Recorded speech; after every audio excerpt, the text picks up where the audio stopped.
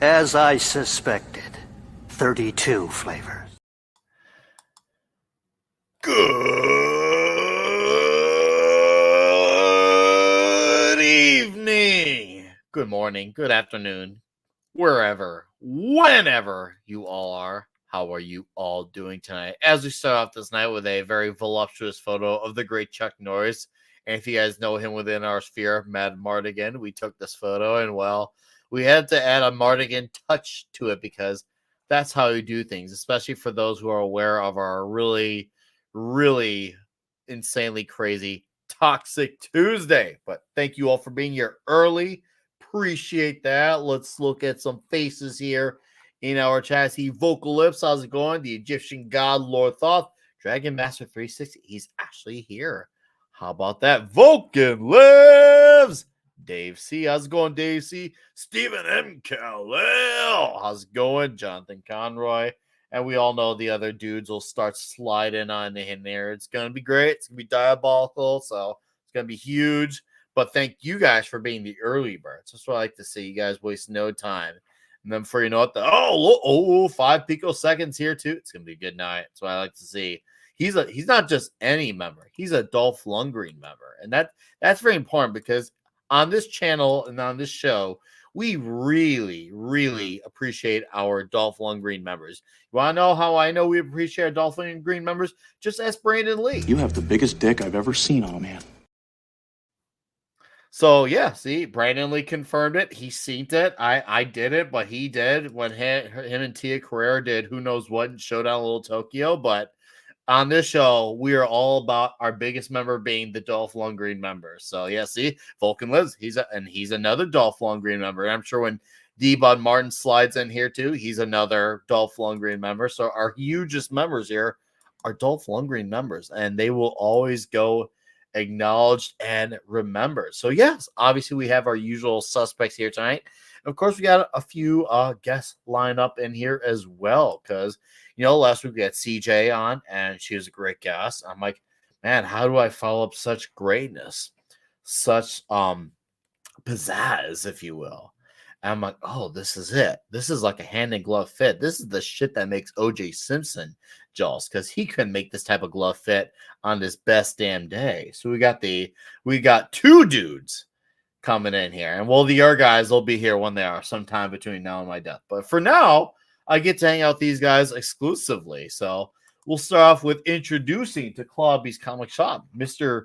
Drew of Weird Science, and also part of Wes from Thinking Criticals, his Patreon, the Comics Aficionados, and also working on his own comics as well. Welcome to the show, sir. How are you doing? You boomered it already. See, it was that drinking. Your mic is off.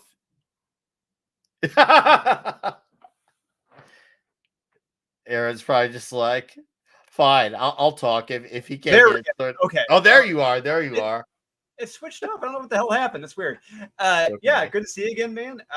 Yeah, last time I saw you, I think we were both getting trashed at Eric July's event down in Dallas. Oh, dude, I was obliviously hammered. It was tough. I'm just gonna let you know that for the record. It was very tough to maintain being that because every time I kept drinking, the heat of Texas sweated out of me. I'm like, no, you're supposed to stay in the body, not sweat out. This isn't helpful. So it was like the best and worst thing at the same time. Yeah.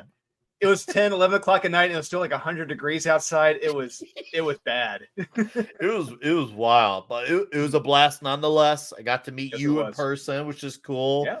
And obviously that was a wild time. And I know we'll all be together when Wes is out here next June. Absolutely. Which we better also have a lot of food together, fast food aficionados. So that's very important. Get some Arby's. Yeah. Make Perch people jealous. Well, then you have to bring Perch then along. If there's going to be Arby's, Perch has to be there. Otherwise, it makes no sense. There's no point to it all if he doesn't have Arby's. I'm going to bring down some great snacks from Iowa, Wisconsin to you dudes. I know in Indiana, you guys had Square Donuts like a decade and a half ago. I don't know if you guys still got them, but I got them from a gas station in Gary 15 years ago. It was great. Wow, Gary. It's so actually, funnily enough, Unholy Nightmare takes place in Gary, Indiana. Yes, How it about does. that? Yes, Yeah. it does. Yes, it does. Well, thank you for joining. I'm happy to finally have you on here. This feels like a little bit of a long time coming, and this fills a nice void since normally you and your other partner in crime are usually on Max's show, Comic Shop show. So I'm happy you guys can be here for tonight. Yeah, glad to be here, man. This is fun. Yeah, I can't wait to start talking comics with you tonight. Thank you. And then we got Mr. Aaron Sparrow, who, for some of you might remember, he was on the Cobra Commander #1 video with me and Ironcaster. And of course, he's also on Max's show and on everything with Wes as well. Welcome to Clobby's Comic Shop show, sir. Excellent. Thank you very much. Good to be here. Thank you for being here. I appreciate the time. It's always awesome to have new faces here, and you'll be in good company tonight as well. You'll be in very, very good company. So it is big time. It really is. See, that's what's going on. So that tastes good. By the way, it's Jim Beam for me tonight. Jim Beam. Oh, nice. Answer me this though. Where does one obtain a Stallone Cobra T-shirt? That is awesome. Yeah. Hold up.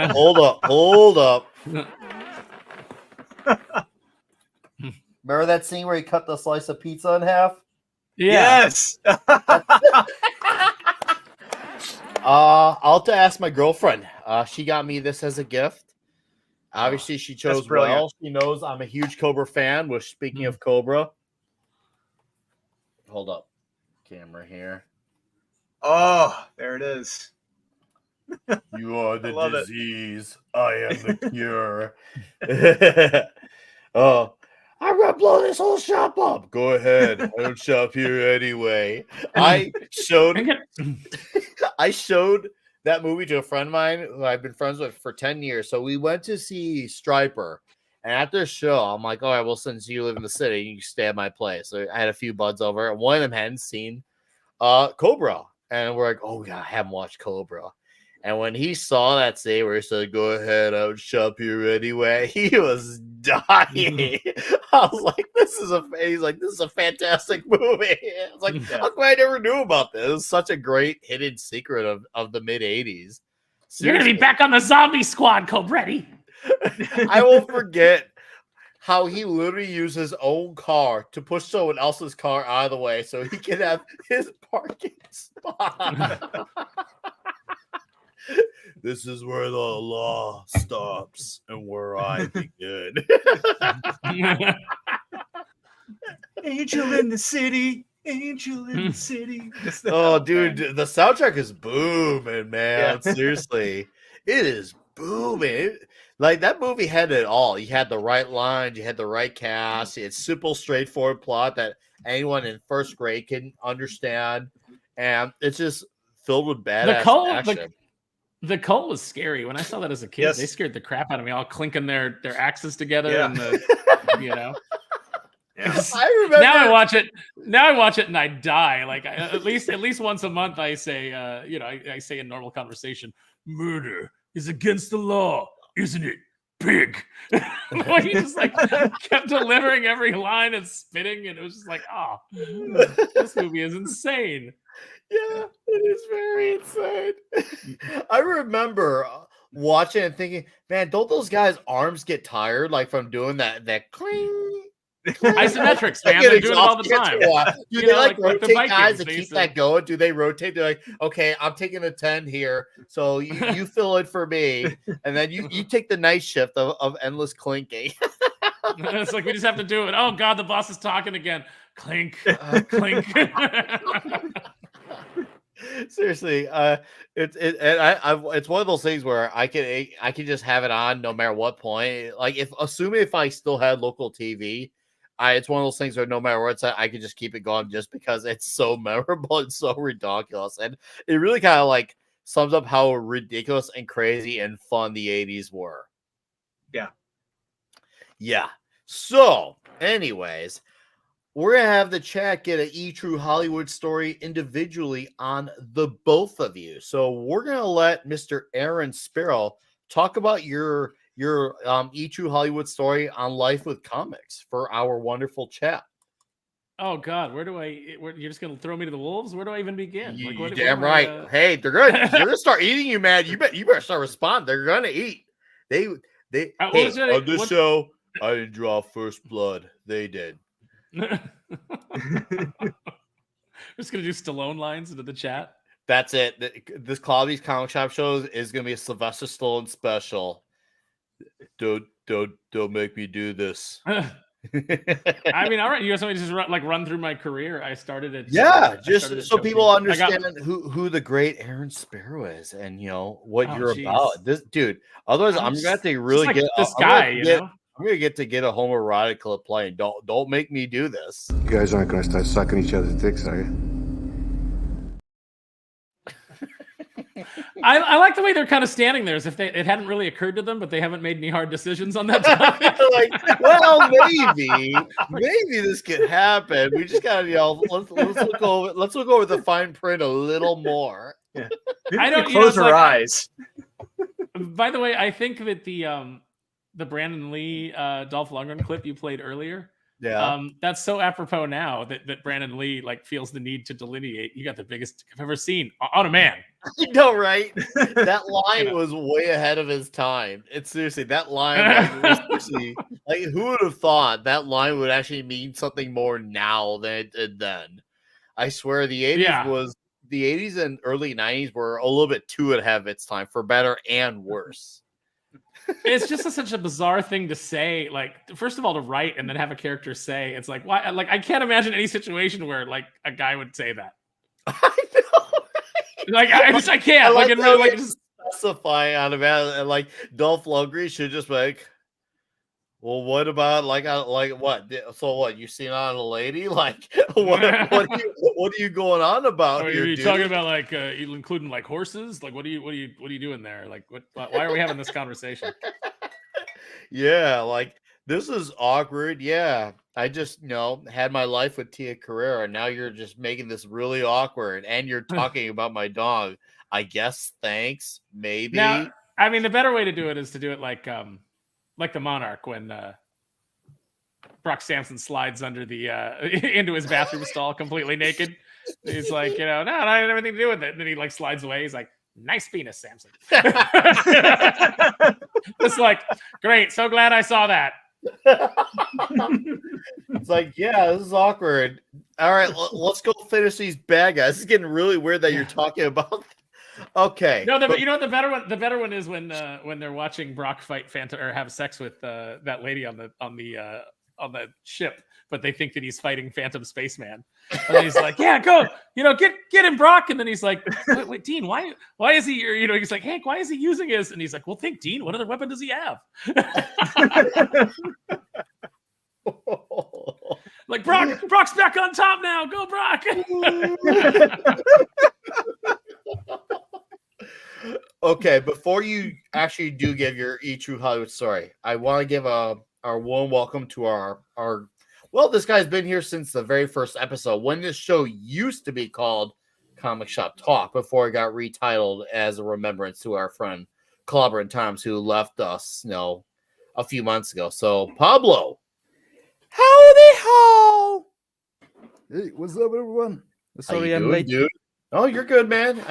Hey, you've been on every single episode. You have nothing to apologize for. Let me see here, because I remember I think it was D-Bud who was joking about how he's like, maybe you guys could do legacy numbering. We did 147 episodes of the Comic Shop Talk, and now we're at episode 14 of Clobby's Comic Shop since we renamed the show. So in legacy numbering, that would be 161. If we're really going there, legacy numbering. That would be 161 episodes. Last week was odd, guys, because last week was our 13th episode on its new title, and it was last week on Friday the 13th. You want to talk about some crazy games Clobby is playing on us? That was one of them. That was straight up one that I was like, dude, you prankster, man. You freaking prankster. But Yeah, okay, that was wicked. Aaron, let's Yes. hear. I want to get into the behind the music special about you. We don't need to do the drama, but we could talk about the coolness of you. Okay. I mean, I don't know. I don't know how interesting this is, but It's gonna be interesting. I got my. I broke in at Tokyo Pop as a copy editor, and then from there, I was giving like translations on some of the scripts that would come in, and like punching them up because a lot of the translations would come in like really flat, really bland, and so the editor started having me do a lot of the translations for the different books. And then from there, I went over to a company called Toy Rocket, and it was like an online toy retailer. Eventually found my way over to Boom. From Boom, I went to Ape Entertainment. And from Ape Entertainment, I went to Joe Books, and I have been freelance ever since. So, just have worked on a ton of different comic properties, including Disney, Pixar, Muppets, Sesame Workshop. I've worked on Sesame Street stuff. I've worked on DreamWorks properties. All the big, essentially all the big movie properties that were out there. I've pretty much worked on comic adaptations or comic versions of them. So that's crazy, man. That's wild. Yeah. Storied career. How about them apples? I like that. Career. You're in California where you still have to work for every single thing. When you say you were doing translations, which language were you translating from? So I was giving. Well, I wasn't actually doing the translating themselves, but I was taking the direct translations of the Japanese. And they were translated into English, but often very poorly, or it didn't translate across in any kind of way that made sense. So what I would do is I would try to go find like, okay, what are the cultural reasons that the person's saying this in Japanese?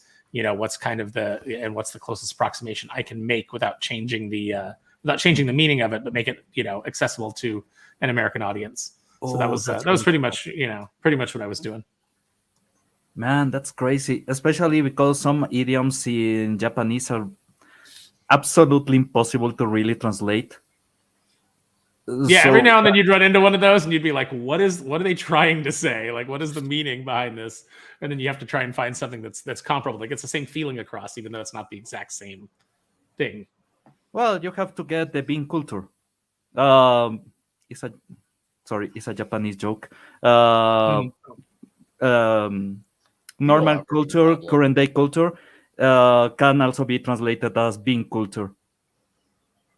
So yeah, we used to get stuff like that.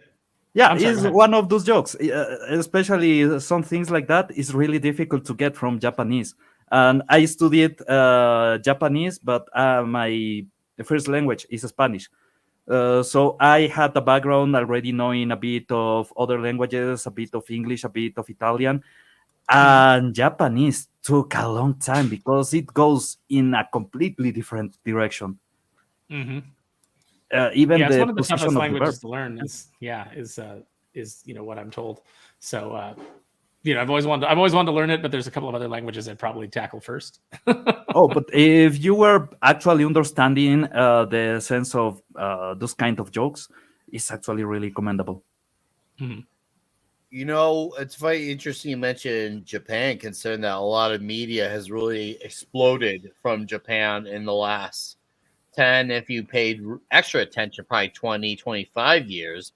It almost feels like it's soon that's going to be a requirement as much as English with the way Japanese media, especially there's a lot of it that's popular even like in America, and some of it is still only in like Japanese language, if you will. So yeah, I think some people, tough language or not, they're almost got to be stuck with it soon. Like, well, we have to learn your English, so we gotta learn our Japanese. I'm like, oh, okay, cowabunga it is. Let's get on with it. So it's wild how much. Oh, but bad Japanese talk by Americans is something that the Japanese actually love in a lot of media. Yeah. So there's a lot of characters that just speak broken Japanese on an quote-unquote English accent. Is actually a Japanese voice actor doing the worst impression possible, but is popular. It's something that people actually really get into because as much as the Japanese tries to absorb bits of other languages and it actually uses a lot of English words, they bastardize them to a point that is absolutely impossible to recognize. Mhm. And it's part of the enjoyment of that is taking those words, is transforming them, and the broken Japanese talk by Americans is, I don't know, something that they absolutely adore. Yes, that would be correct, Mr. Pablo. Japanese is a tough language to learn. So, Sean Connery would have a tough time learning Japanese because of the way he speaks. I've already made my conspiracy that if there's one thing he can never say is the movie War of the Worlds because of the way his voice sounds. It's like wash or wash. It's like what? Wash or wash? It's the wall of walls. Remember, he tried now to you're be an imagining it, Spaniard. and you're trying to sound out like, wow, he really probably couldn't do that. Sean Man, Connery Highlander. actually couldn't But you do it. guys are forgetting though that Sean Connery is speaks excellent Japanese and can pass Oh, as yeah. a Japanese man. Oh yeah, he As did we he saw did in a one of the James Japanese. Bond He did films. yeah, that Bond movie where he actually did that. No, but Like a good Yeah. chunk of the Yeah. movie, he's Wesley supposed to be a Snipes. Japanese guy, and you're like, what is happening here? if you remember on Highlander, he was trying to do an Spaniard impression. Yeah, And he's he's supposed to be from Spain. I liked on Hunt for Red October where it's like, hey, this is supposed to be a whole sub of Russians. Oh, Russians? Should we put Yes. Russians on here? And it's like, no, just get a bunch of other Scottish guys and just get the Russians. Oh. All right, so Mr. Drew, now we're gonna pass the baton on to who, sir. He looks. Oh, did his screen freeze? Nope, I'm here. It's a really good frame to be also. He's just taking it all in. No, but look how still he is. It's almost like a modeling pose. It's blue. Seriously. It's blue steel. Seriously, I think his screen did freeze. We can hear him, Yes. but his screen did freeze. Oh, that's good. This is like on the news when they just have the stock photo of the the Yeah, guy that's the stock correspondent. Oh, Man, if you know how much any of those shitty photos are worth, for the videos, I have to find a lot of photos. for Midnight's Edge. Yeah, when you need a really, really good photo of, let's say, Bob Iger, Uh-huh. a photo where he's scratching his ass or something like that is like $1,000. What? What do you Yes. get? It's like $1,000 from who? From the different companies that sell photos. Wow. There's the I did photos not that you expect to normally learn get. this today, but here we are. No, we use the whole joke about not expecting such and such on our bingo card for the year of insert year here. But man, I didn't expect that even for my life bingo card. Like, geez, that's ridiculous, man. Seriously, a freaking Bob. Oh yeah, stock photos is really pricey. And I mean the site, the stock photos. If you want anything, god damn it. Well, by the way, Drew, just so you know, your screen is still the way it is. However, I'm not going to complain because it is great. It really is Seriously? a defining pose. It's still, yeah, it's still. What me and Eric can literally just do what you're doing right now. You're doing your left hand, and you got your. We had a good run there. It's still there. Yes. Yeah, it's never going anywhere. This is, Ain't this is going it forever. nowhere. Nice. Oh, it's gonna be a long night. Okay. Well, people can hear you, and honestly, that's what's All right. important. So why don't you fill in the holes for everybody? Giggity. Oh, gladly fill some holes. So I started writing comics a couple years ago for a publisher. I was writing the series Born of Blood. It got a lot of positive feedback, and I like to believe I became a much better writer because of the gentleman Aaron Sparrow, who came on board as an editor, and I learned a lot from him. And not too long after that, I started working with Murat Michaels, who was a childhood friend of Rob Liefeld, in the second person Oh, wow. to ever draw Deadpool. Yeah, so right Holy after the crud, first issue, that's huge. yeah, right after that first issue, I wrote a crossover called Catfight versus Naughty and Nice, and that was one of Kickstarter's most successful books in like their first quarter. They had it a couple years ago, and after that, Murat just started having me write more and more projects like Battlefield and Yeti meet Red Sonja, Vampirella meet Naughty and Nice. Now I think I'm at least doing 6 to 8 more projects with Marat Michaels, most of which will be coming out next year, and more projects we're going to be talking about tonight as well. Ooh, nice. So, okay, killer. So, what was where it all went downhill for you with comics? What was it? A show? Was it an actual comic? What was the thing that like, this is it for me? Even though you didn't know you're gonna be like maybe writing per se, but you knew that this medium was gonna be an eternal romance. This is gonna be a honeymoon that kept on going. I was in first grade. I was in first grade. That's when I fell in love with comics. I started reading Adventures of Superman by Jerry Ordway. Jerry Ordway is my Superman guy. And first issue I ever fell in love with was Adventures of Superman 453. You have Superman on a planetoid. He's running out of oxygen. He starts hallucinating, seeing the Kryptonian trio, the criminals that he had just executed. And he starts seeing the Guardian. He's losing his mind. And the other issue I fell in love with was from the X-Men. X-Men 166 is when they're fighting the Brood. And you have all the X-Men are at least most of the X-Men been taken over by the Brood. Only Wolverine isn't. And he's sniffing each one of them out to whom it is. And in this issue, there's one panel I'll never ever forget in my life. It's when Wolverine slashes away Cyclops' visor, and you see Cyclops' eyes that are bugged out Brood style, and by great Paul Smith. Those 2 issues, I knew I loved comics, and I could not give them up. Nice, Man. My first ones, and I always have to say ones because I don't know which order, but they were within the vicinity of each other. I had the reprint of ASM #1. It was actually at a KB Toys of all places, because that was back then when KB Toys were not only relevant, but Toy Biz Marvel figures were huge.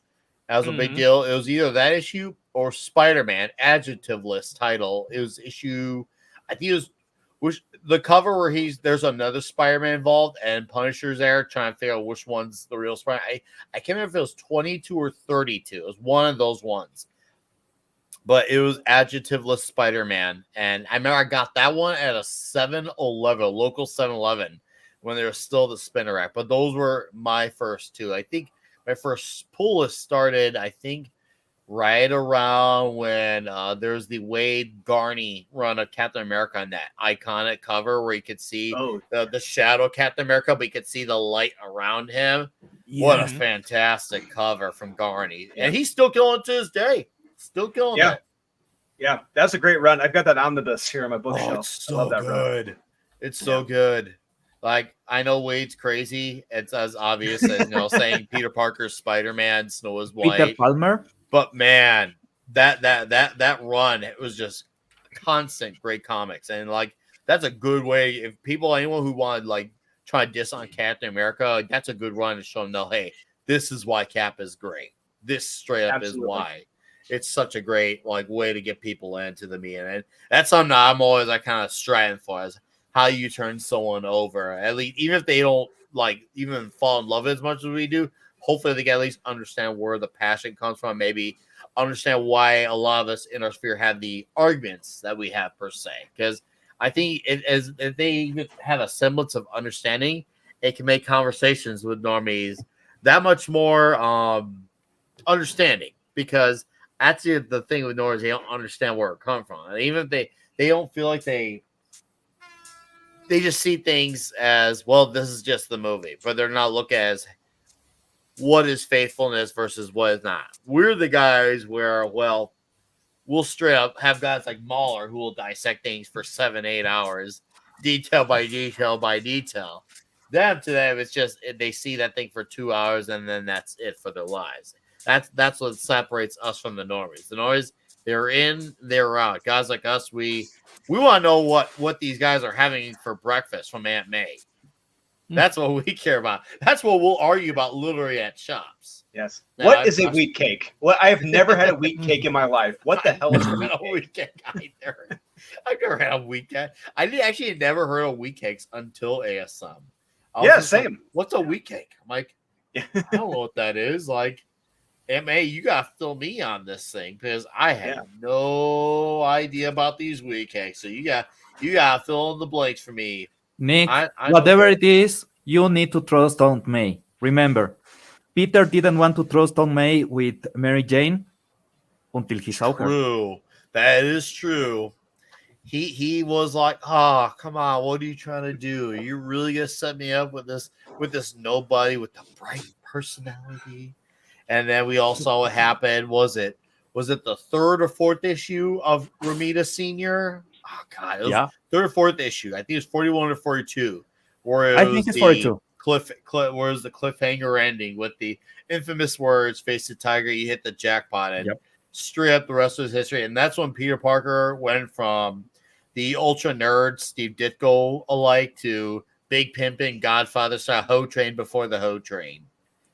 Yeah, but now guys, he's I don't know how to happily tell with you the- this, but Oh, go ahead. Sorry, you beat me to I it. say I don't know how to tell you this, but wheat cakes look a lot more like loaves of bread than they do pancakes. So I'm really disillusioned now. Oh.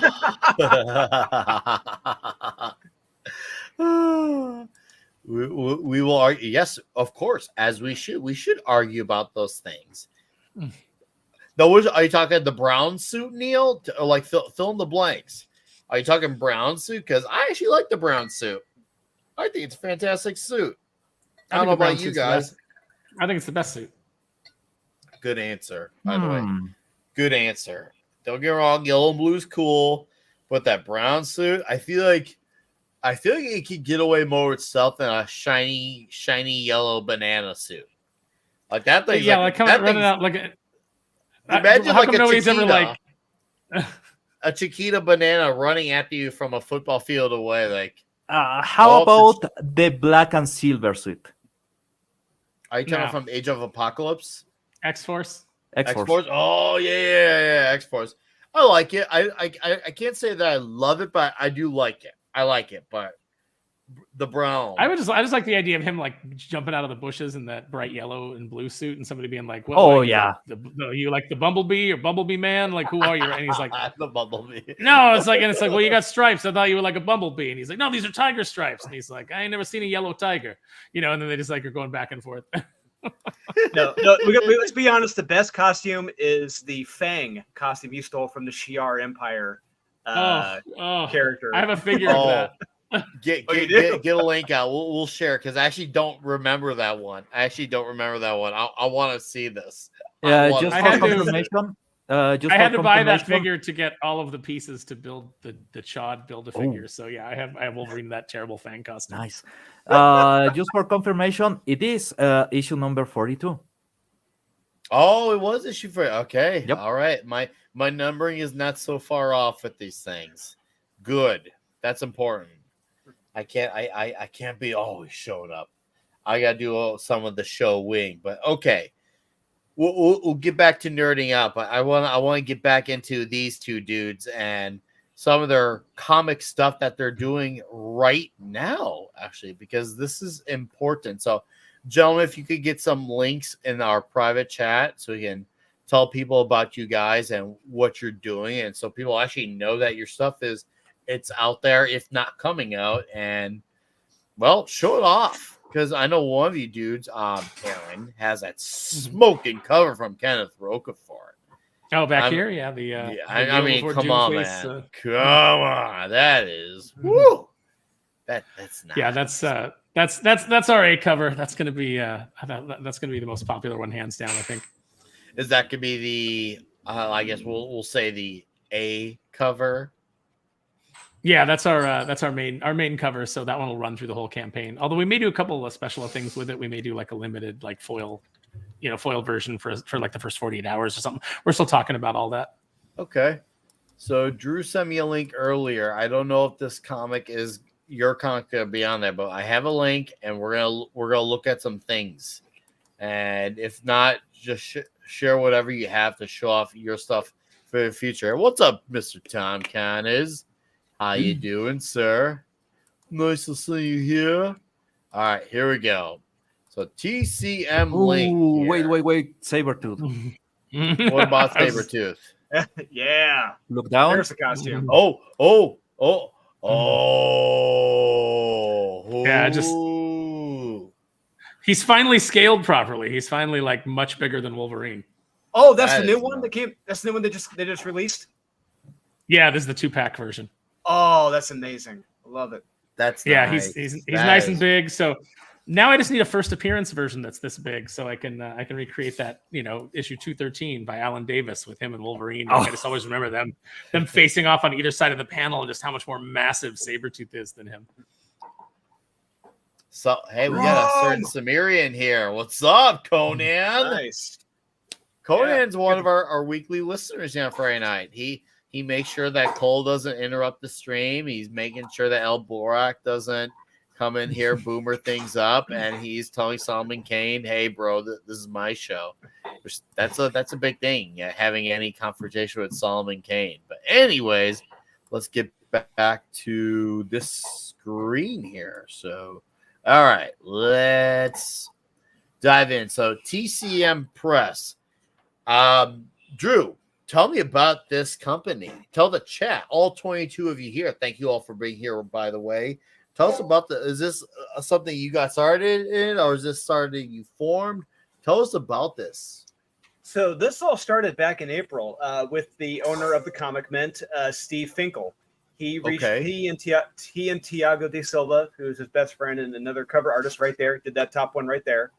They had asked me to write a comic book based on that character, just an image of it. I'm like, all right, I got it. I'll have it to you in a day.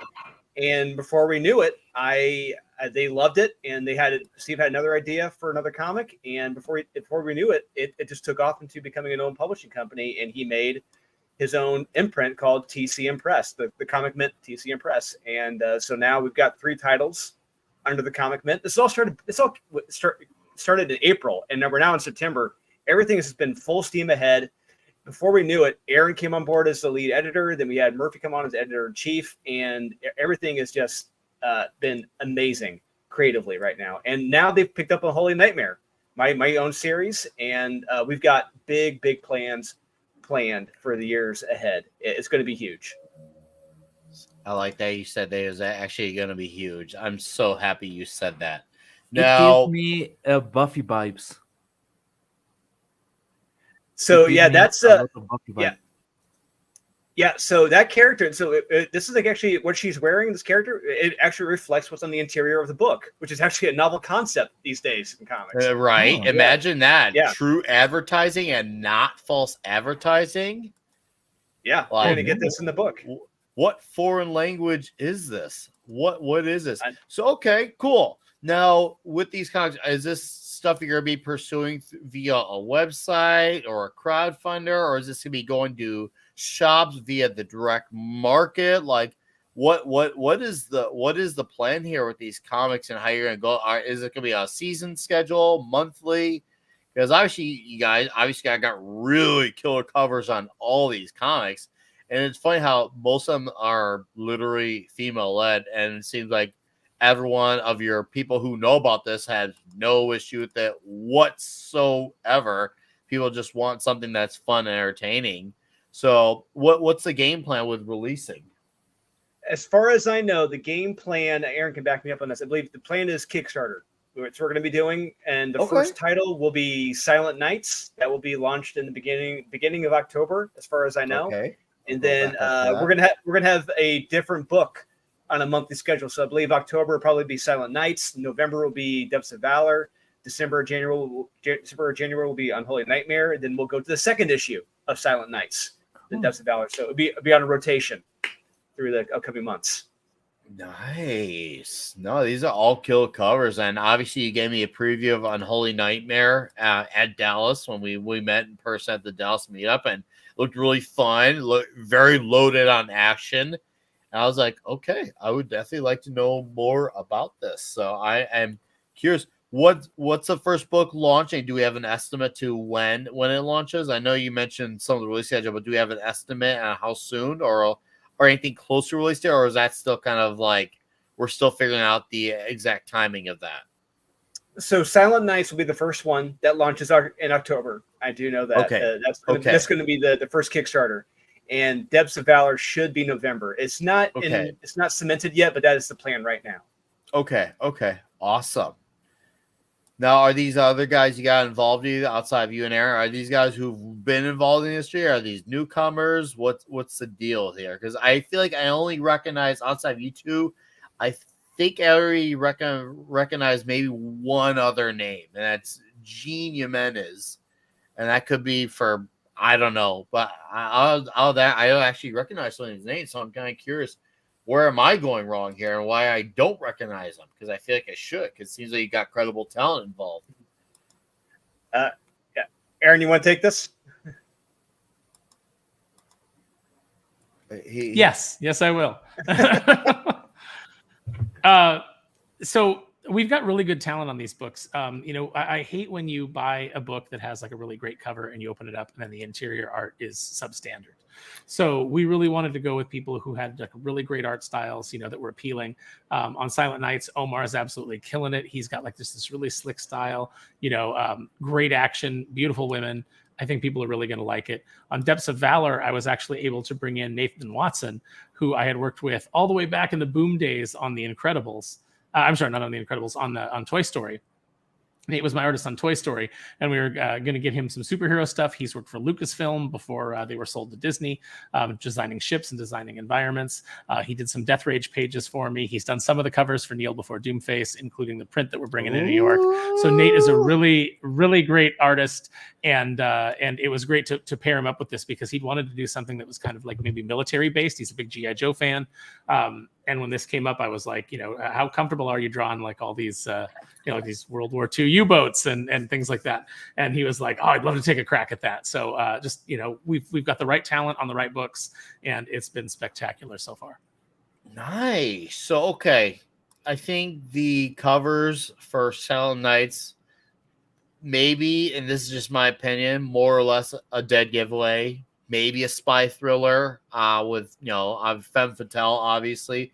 Is that what this is? Or is there no Transformers pun intended? Mortis and Amicia also, gun, dead body right there. What kind of genre do you feel like this is? Or was I dead on?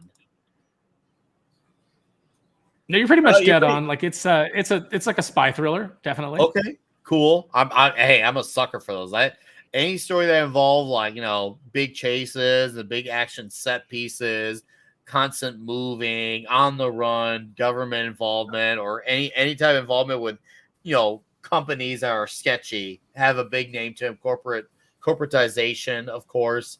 Yeah, these stories kind of sing out to my heart. So then you're gonna have a blast with this, and I guarantee everything you just said that you wanted or that you like, you're gonna get in this series, especially in issue 1 and issue 2, because I've already written issue 2, and I should be starting art pretty soon. But yeah, like you said, the camera, as you say, it's going to be constantly moving, especially in issue 1.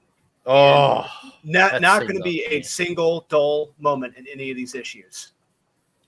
Well, should the tables align? I hope when these come out for a Kickstarter, we can have you back to show these off when they're out. But it's definitely good to get some eyes on these now, so people know and to pay attention. And how about Depths of Valor? Because I'm looking here, I see a cool ice looking cover, but I also see I think that's a lady coming down, and I'm like, what's going on here? This seems like a very different comic, and maybe out of the three, it seems kind of like the wild card in the bunch. Yeah, this really is the wild card in the bunch. This is the one. I mean, so each one is uniquely different. That's what's great about TCM Press. We should have a title out there for anyone. But Depths of Valor, this is our World War II action adventure drama story. So this came from Steve. This came from Steve Finkel, the owner of the Comic Net. This is loosely based on a true story. So there's a German U-boat that was actually discovered 60 miles off the New Jersey coast back in the late 1990s. And according to Nazi Party records, that German U-boat was supposed to have been sunk off the coast of Morocco. So how did this German U-boat that's supposed to have been sunk off the coast of Morocco wind up 60 miles from the New Jersey coast? So we're going to be getting into this final mission of that German U-boat, how it got so close, what was aboard this boat, did someone survive, We're going to get into all of this, and it's going to be very action-packed, be very dramatic, very suspenseful. It's going to be very, very fun. Killer. Okay, I'm going to highlight Neil's comment here, so one of you gents, or both of you, your choice, can respond to it, because Neil says, I just like you're doing non-superhero comics because I feel like one of the problems with the industry was not diversifying outside superheroes, for example, like what CrossGen did. And I could see I think that's probably the thing that honestly hurt Marvel and DC the most. Granted, there were some attempts at it. I think at least as far back at the 90s. I can't remember if they did anything in the 80s, but I know in the 90s there were small attempts that I think have been kind of a bit memory hole. But what do you guys want to add to that? Well, we're going to have one title that's at least some superhero related. Unholy Nightmare. Unholy Nightmare is our superhero horror series. So there's going to be elements of both mixed into two, because we wanted to have, like I said, a little bit of something out there for everyone. You're going to have femme fatale, action adventure. They're going to have World War II historical, suspenseful. Then you're going to have a superhero horror. So a little bit of something out there for everyone. Okay, awesome. And Deepo, thanks for dropping in. He's got stuff he's got going on tonight. We'll watch our recap. Thank you, sir. Have a great night. Enjoy your RPG. That sounds very fun. So make sure it's great. Get your password going for Kickstarter. You're gonna have some books you want to check out, Jonathan. So this is a good thing to get your Kickstarters up now, because it seems like it's gonna be a very good fall for Kickstarter. I know my buddy Hojo's gonna be launching his Mythicals book on Kickstarter soon. You got these books coming on Kickstarter. I know Kelly Jones and Matt Wagner are gonna get their second volume Dracula going on Kickstarter. So it's gonna be a very, very busy fall, and I'm looking forward to checking them all out. So okay. So Unholy Nightmare, this is the one that I did read. Of course, that was just a preview. But what I got out of this series was, it was very fun, very energetic. It seemed slightly, I wouldn't say horrorish, but maybe more thrillerish. But then again, that's it's a sample. There could be a whole lot more to this I'm not aware of. Tell people about Unholy Nightmare. I know Pablo's mentioning some Buffy comparisons, but what do you get out of this one, Drew? Yeah, so actually, I sent you our PDF, our print PDF for you to read and all that. I think yesterday. You did. So So, okay, I'm sure you're a busy guy, but I'm going to read it. I promise. Yeah. So it's our browser, man. It's our superhero horror series, and we wanted to tell a story that, starting off, it starts up a traditional superhero comic book way, but by the time you get to the halfway point, that's where it takes the twist. This turns into a horror story, kind of like how From Dusk Till Dawn starts off as like a crime thriller, and it turns into a horror story at the halfway point. That's kind of what happens here with Unholy Nightmare. So something horrific happens with this young lady on the cover, as well as some other characters in the series and in this book, and no one's going to see this coming. No one's going to expect it. No, everyone is going to have a blast, especially if you love horror, you love monsters, and you love superheroes. It's going to be fantastic. Nice. Now, with these three series, are they meant to be ongoing, limited, yearly? What do we look at scheduling wise? Because I know that there's been 800 conversations. I don't want to make this I want this to be the conversation going forward, but what is the goal as far as release schedules? Like, obviously, I think more people are flexible than people realize, but at the same time, I feel like people also don't want to have 3 beards by the time something comes out either. So I will say there is a plan for every single title here. I already have the first 6 issues are already planned out for Silent Nights. The remaining 5 issues are being approved by Steve right now, waiting for him to give his final go ahead on that. And Unholy Nightmare, I've already got the first 12 issues are completely written and done. First 12 issues are done. Wow. Okay. Yeah. So I'm starting on issue 13 and 14. Okay, so I'm glad you mentioned that. So with 12 or 13, it sounds like this might be 1 or 2 a year. Hopefully, maybe more. I mean, I would love that. I mean, it's really going to be up to Aurelio Mazzara. He is the co-creator and the artist of this. This is our baby, and I'm really at his mercy. Try to keep him up to speed and make sure he's staying on task. We got a good inker now to help him go faster. So I would love to get 1 or 2 issues out a year. I would love that.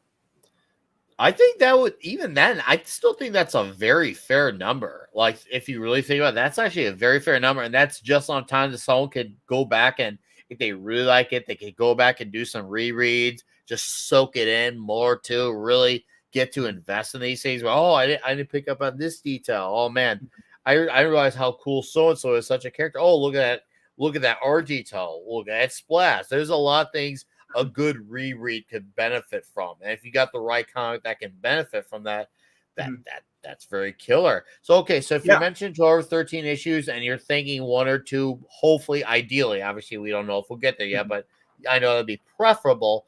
So this sounds like they maybe be what? Somewhere between 20 and 40 pages an issue?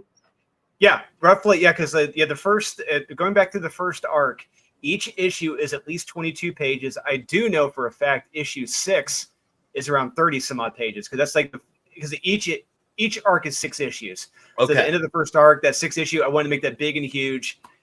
So there's gonna be big splash pages in that, and I think it's around 30 plus pages of action.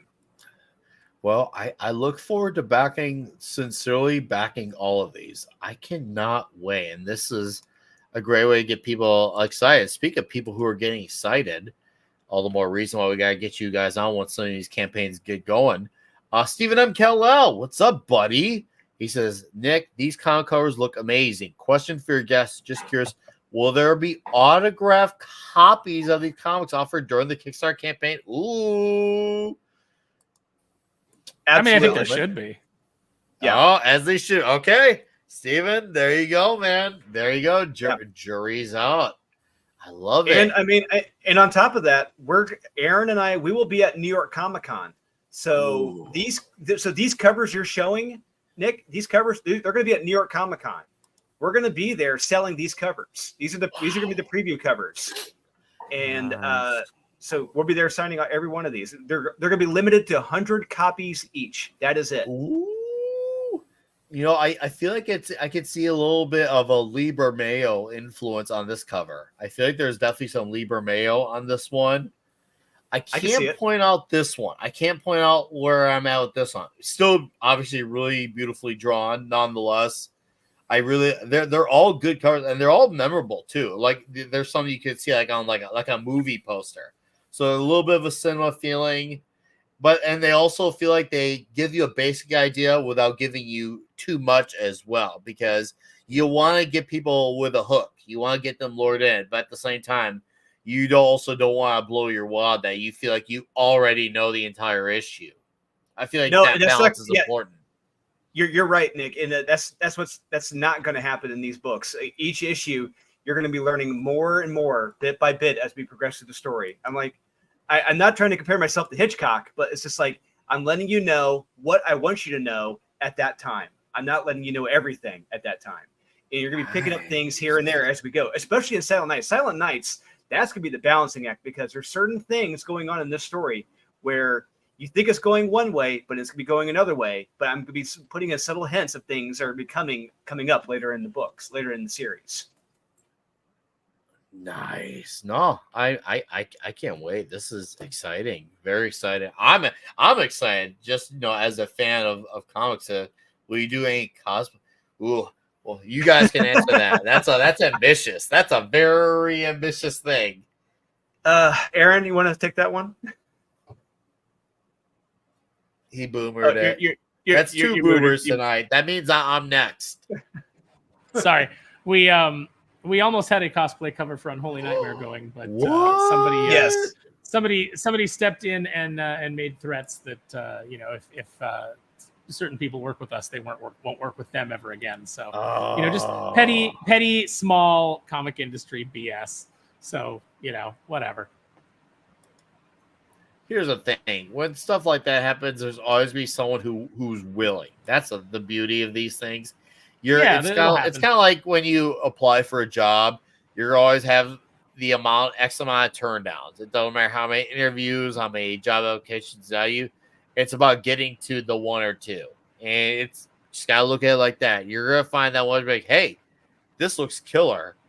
I could pull off that cosplay, and then I just said something along those lines on on Instagram. You know, when you get a rejection on one project, you know, it usually means that there's something better waiting behind it. So, you know, don't get discouraged. You know, rejection is just your opportunity to move on to something better anyway. So. No, you're right. We had Gabe El-Taib on, I think about a year and a half back when he was promoting his Truth, Justice, American Way. And he told us about how he got a rejection letter from Jim Lee. But then when he got hired on board, he got hired on board by Jim Lee. Is that correct? And like that kind of blows your mind. Like, wow, that's a turnaround. Like, the guy one of the guys who rejected you is also one of the guys who brought you on board. Like that, and it goes to show you never know. Same people who reject you could have a change of heart later, or maybe weren't fond of you then, become fond of you later on. You just never know these things. That's why I always, it don't matter where you're starting a YouTube channel, it don't matter if you're doing an acting career, if you're doing comics, you just keep going. If you love what you do, someone's gonna notice you. Someone. Also, Nick, Oh, please go ahead. Sorry, go ahead.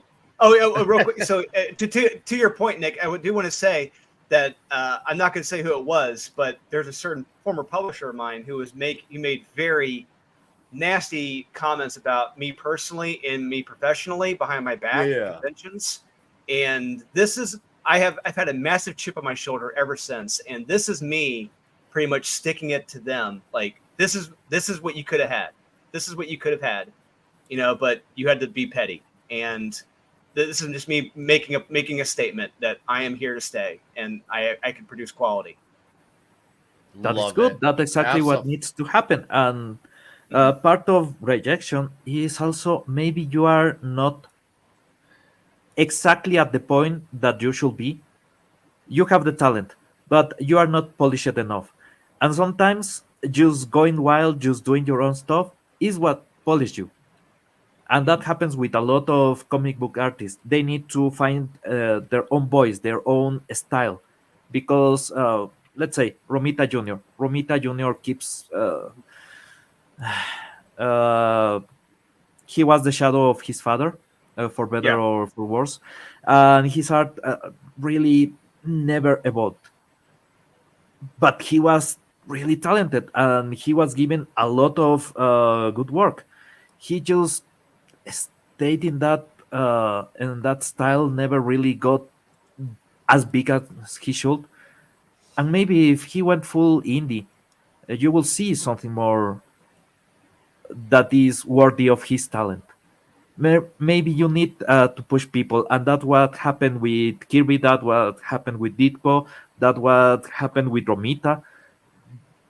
They either quit their job or they go kicked out of a company, so they had to go to another company or even try something. Kirby basically invented Captain America with Joe Simon by playing it by ear. That's how he started. And you know, honestly, I could have given up. I could have folded. Honestly, Aaron knows that I probably could have just given up and folded. I don't have to do this. I don't want to. I honestly don't. But the fact that Aaron is one of the guys who believed in me. Aaron Sparrow is one of the few guys that believed in me. Knew I had something. He knew if it could be developed. Sorry, I'm putting words in your mouth, Aaron. There was something. No, that's absolutely. Yeah, it's rough around the edges, but there was something there. I had an understanding of how a comic book works, and that it could be he could potentially be good. But and I because of him, I'm still sticking with this. I like to think these works are some of the best, if not the best, I'm putting out right now, and people will be blown away by these books.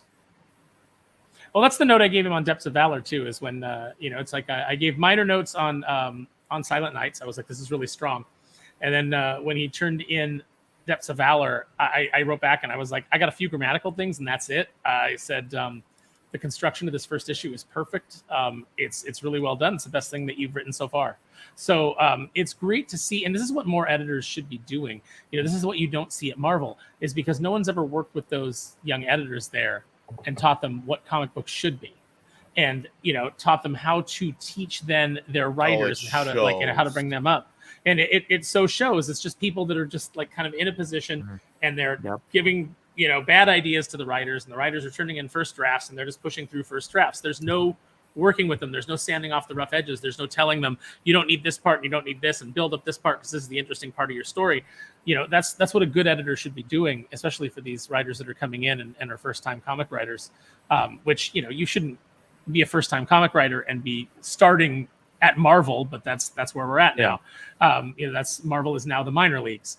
So, it's but these editors should be working with them. But I'm sure that every single one of them is completely overworked, or some of them don't care, and some people are just there to get a paycheck. And even some of the senior leadership there, they're just running out the clock on their career.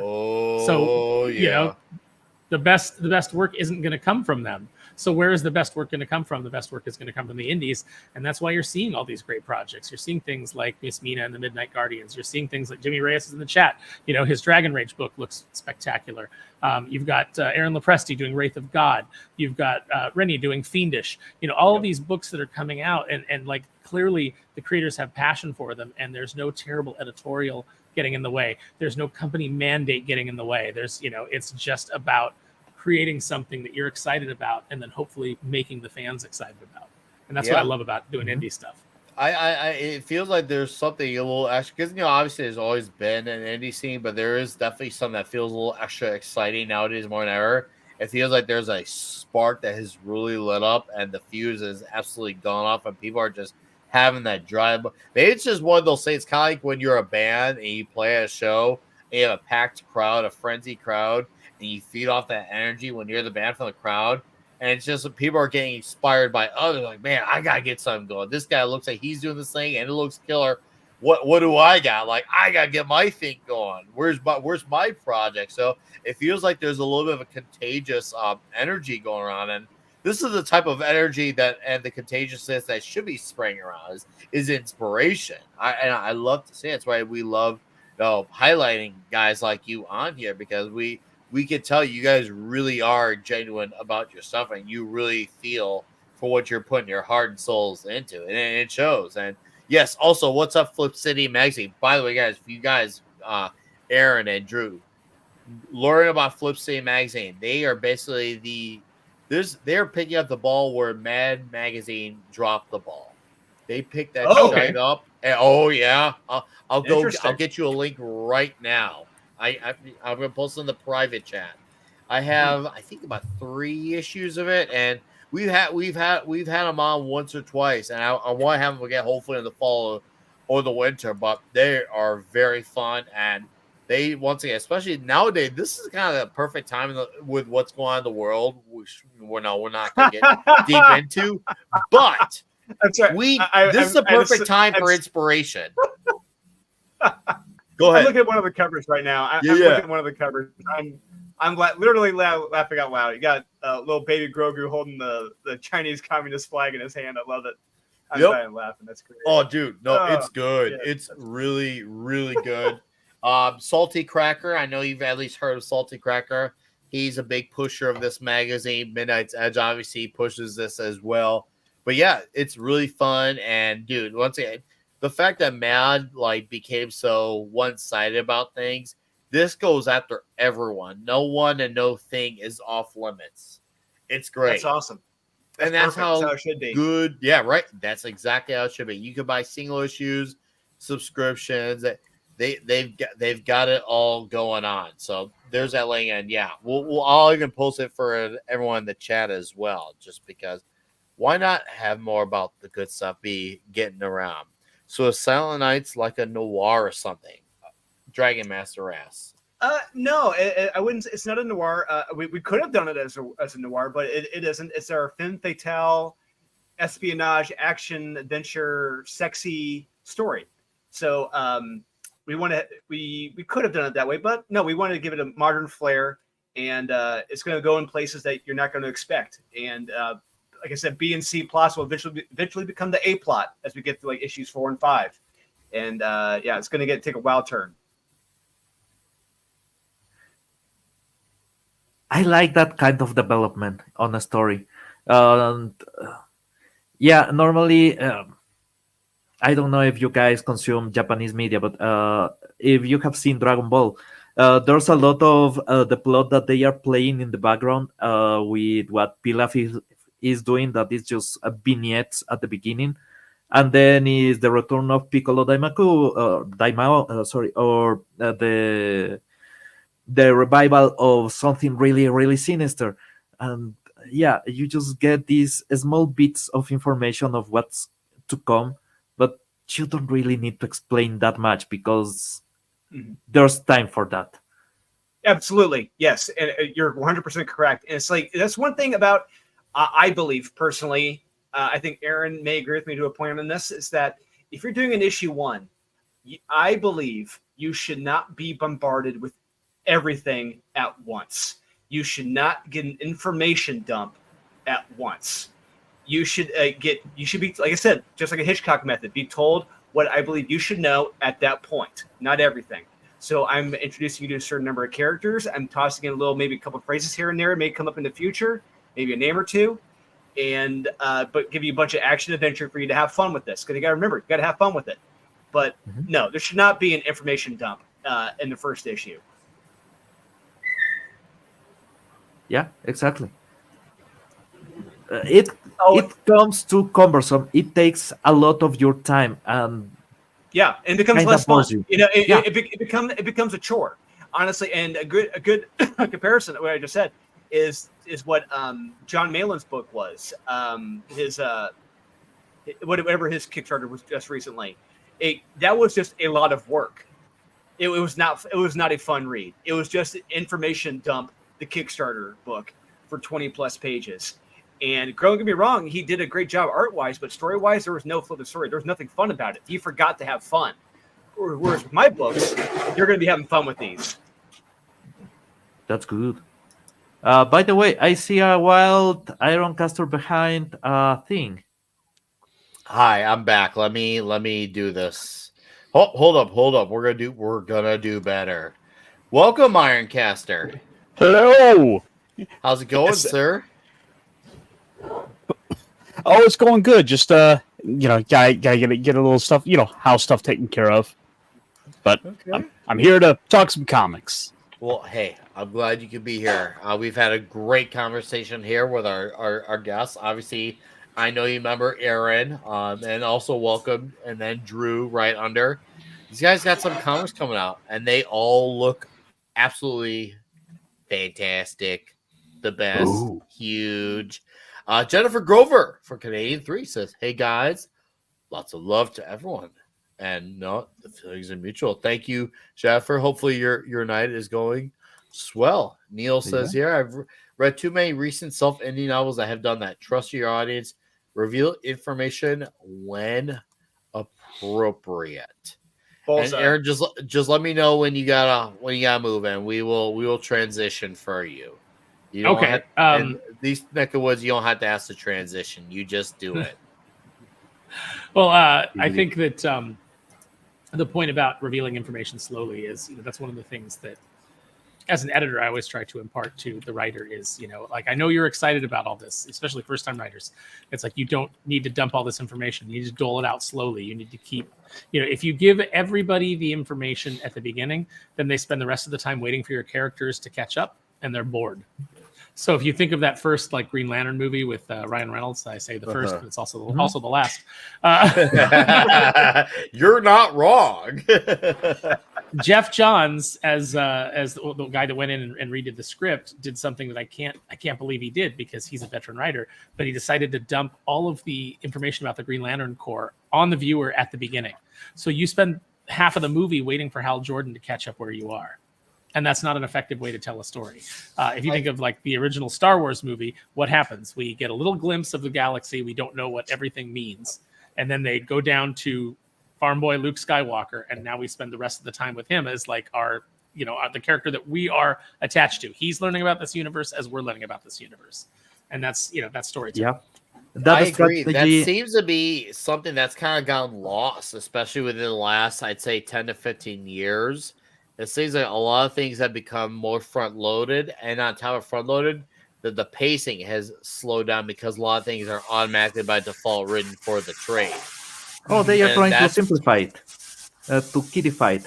There's some guys who can make it work. obviously, when Oh. some things are written as a miniseries, but when ongoing stories are written for that, it can definitely, for some writers, it can definitely hurt good storytelling. That's for sure. There's something also good about not giving away everything at the beginning. You give the writer the time to develop the idea. So you are focusing on something simpler. You throw a bit of information, something about anything bigger that's going on the universe, like in Star Wars. But you don't really explain that much because Lucas didn't knew what was going on in the galaxy. He didn't knew what was this emperor, this weird figure that. Uh, uh, I don't know if you remember how was the portrayal of Palpatine on the original episode 5.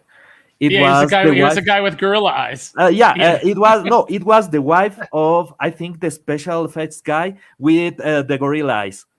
And it was wonderful because he didn't know what was going on. He still didn't knew about this character.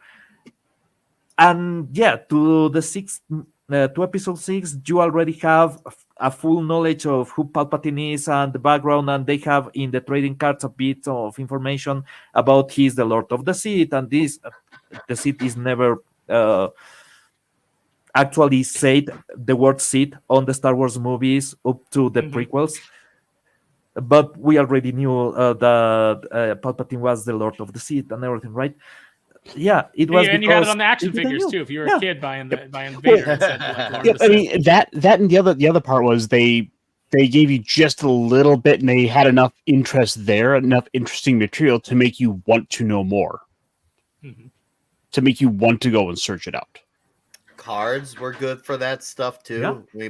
I remember getting Marvel cards in the early 90s, and they would just give you a sliver of detail. Like, man, I want to know more about this character. Cards were very effective with that. Very effective. I mean, I used to sit on the floor with the handbook of the Marvel Universe and like pour through it, in DC Who's Who. So look at all these good. characters that I didn't know, and then when they would show up, I would know their whole history, and I'd be, it helped to hook you into that universe. It helped to hook you into the lore and make you care about all these things. I agree. So, Aaron, I know you're on limited time. So before you go, I want you to tell our audience, our 20 plus who are here, which thank you all, by the way, for doing that. We appreciate your time. You have a book as well of your own called Kneel Before Doomsday. I don't know if you got anything you want to share off that, but yeah, I mean, I don't have any. At least tell us about it. Yeah, okay. So if you guys follow me on Twitter or Instagram, you're gonna, or if you sign up for the mailing list at kneelbeforedoomface@gmail.com, you're gonna be privy to previews and special things involved with this book. So Kneel Before Doomface is the story of a villain from the who was banished in the 1980s, and now he has gotten out of the timeless void here in the year 2024 and decided to reestablish his dominance over the supervillain community. But a lot of things have changed since the 80s, and so he has to kind of navigate that with the help of Lexi, his major domo in the current day. And then the B story is a story of two superheroes coming to the big city to make a name for themselves. But the conceit of their story is, what if breaking into the superhero business was like breaking into the modern day comic book industry?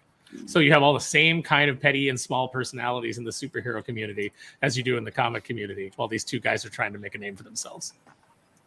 Okay, I've got a great cover here, courtesy of Drew. We're going to show off. And this is awesome because you dudes are literally wasting no time crossing the streams. And I admire the both of you for it. So I'll say this had to have been this had to have been a little bit of your Rocky 3 moment at the beach. Like, you guys had to have had a little bit of this. This is awesome. Who did this? Oh, this is Juan Jose Reap. This is awesome. This is really killer. I love it. Yeah, so this is Recluse from Unholy Nightmare versus Doomface. It's an amazing color palette choice. Like, they know how to really make it pop. You've got the greens and the reds. They don't make this mistake of like blending those together necessarily, but they're both able to really, really stand out in their own. And that's what I like about this cover. These colors are they're by a longtime collaborator of mine, one of the best in the business, Andrew Dalhouse. So he does all of the colors for Brett Booth. He does stuff for V. Marion. You know, he's spectacular. He worked on Darkwing with James Silvani and I, and a variety of other books that we did. He was on The Incredibles with me and Marcio Takara. So yeah, he's absolutely spectacular, and he knocked it out of the park. You know, I've read your. Go ahead, Drew. Go ahead. Oh, sorry. We're going to have that in New York. Aaron and I will be there signing copies of those. Oh, nice. And that will be the first official cover appearance of Doomface. Oh, nice. Now, you hear that, folks? It's a collector's item. Yeah, you hear that, collector's item here first. Will you have Neil before Doomface out as a comic to read later this year, or is that going to be next year? What's your deal with that? No, we're launching the campaign, and so that we can finish it. We have a lot of pages finished, a lot of stuff that we've been showing off, but we need people's help to get across the finish line. Right now, we're looking at a 48-page book with an 8-page prologue, but that could extend depending on the stretch goals that we hit. So, that's what we're doing. Those pages are locked. Drew has read the script. I'm waiting on a couple of other people to read the script, but Renzo and Oscar have been hard at work knocking out pages. So if you follow me on Twitter or Instagram, you can see a lot of those. Okay. If you enjoyed the Tick, if you love the Tick, you're going to enjoy Neil before Doomface. You'll love it. The Tick is one of those characters who's benefited from almost all his shows, if not all of them being good. Even the Amazon show was good too. It's a shame they got canceled because it was actually good. I love the Tick. I remember back in the mid-90s when Taco Hell was actually doing promos for the Tick, for the Fox cartoon. And I was so excited that something was actually promoting the Tick. I was like, what? And the Tick comics are good too. The Tick comics are great, even. Yep. Oh, we're big fans. And we have covered some Tick comics before on this channel. If you love the Tick, you're going to love Doomface. Doomface is very much in the same tonally as the Tick. You'll get a kick out of it. Yeah, the Tick or Venture Brothers, little dash of South Park with the the way that we're willing to kind of like make fun of anything. It's as the series goes on, I think that this is kind of like an experiment for me because I'm playing with a bunch of different genres. Obviously, I'm playing with comedy, but there'll also be like a love story in there. There's a story of found family. There's like some stuff in there that has heart. I like to try to hit that Darkwing Duck kind of level of it's a comedy, but it's got heart. I've read your Darkwing Duck, which I like, but I'm gonna come to some admission set, and I hate saying this. I have sadly not read your Incredibles, and that's for me. That's a shame on me because I hold that first movie in really, really high regard. Like, if you had to give me like a top 10 list of favorite movies of all time, it's probably that's how much I love the Incredibles because I grew up but outside of Spider-Man, Daredevil, the Fantastic Four, particularly Johnny Storm, are some of my favorite fictional characters of all time, full stop. And that's including every medium. But the Incredibles movie is the one movie that got the Fantastic Four right more than any movie that had that title. That first movie. It's so good. I've rewatched it. So I watched the Jack short 800 times. I love that first movie. And the fact that there's comic books and I miss them. I feel like I got to brush up really horribly. Super hard to find now, especially the end. So I didn't write that series. Landry Walker did most of the writing on that series. Oh, I knew Landry Walker is cool. It's Landry's awesome. So I contributed story ideas and was his editor on that. But we had mapped out several arcs to get us to kind of like a restart point for the series. And I don't think that he ever got to do those last 4 issues. I think that Boom bungled the license before they got to do that. So I think that I think the book was called Secret. The last book that was printed was called Secrets and Lies, and then the final book was supposed to be called Truth and Consequences. So we had mapped out this entire four different arcs that would just all build to this big climax, and no one ever got to see the climax. So wow, that's comics, baby. Yeah, oh, I know. Peter Laird still technically has a Mirage series going on that he still hasn't finished. He's supposed to get 4 or 5 issues. That was just titled TMNT. That still has never come. I think the last issue came out in 2012 or 2014. Still owes 4 or 5 more issues. Hasn't gotten done yet. Yet the artist is posting away on Instagram of art. I'm like, what's going on here? What's going on? And that series, and Peter Laird already is historically known for long delays, but this is the mother of all delays. You remember that TMNT series that was just called TMNT? It was a Mirage I series. don't even remember it now, Dude. Okay, so when Wes and I were doing our planetary read for the Comics Guild, I kind of did some homework on planetary, and our buddy Clobby, once again, R.I.P. He was actually a fan of that series when it was an ongoing series, but he said one of the biggest problems with that series was not the series itself, but was the extensive delays. Because he said by the time an issue come out, anytime after like issue 10, oh crud, I gotta go back and read these comics to remember what happened because I forgot what happened so long ago. And if you look at the gap between issues 26 and 27, which is the last two issues each, there is an exactly 3-year gap between 26 and 27. It was nuts. And Laird, yeah, he had that with TMNT, and he had started, I think, in the early 2000s. And it was one of those things where even if your shop ordered it, your shop probably still didn't get it, and you had to check for reordering it. People who had on their pull list forgot it was on the pull list. People had to update their pull list. Like, you get the picture of what I'm painting here. Like, man, some comics, I tell you, they just, it's like, oh, I was working on a comic? I was? Yes. Hearing Clobby tell us about Planetary as an ongoing was interesting.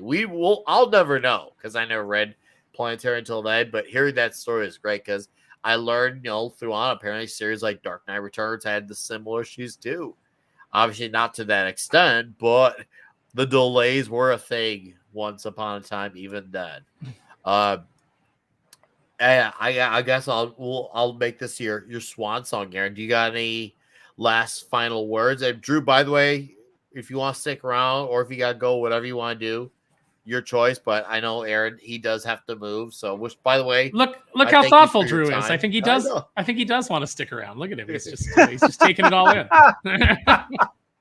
I gotta get the deck. I got an early morning tomorrow because I got some files to prep for print for Unholy Nightmares. We're going to fulfillment next weekend. Yeah. All right. Congratulations. We'll start with Aaron and then we'll get to Drew. So Aaron, final words, whatever you want to say. I'm going to be sending out an update this week. So if you guys haven't yet and you're interested, shoot an email over to neilbeforedoomface@gmail.com. And you'll be able to see some great art before anybody else gets a chance to see it. Ooh, I'm posting at the chat right now. neilbeforedoomface@gmail.com. And I posted up here as well.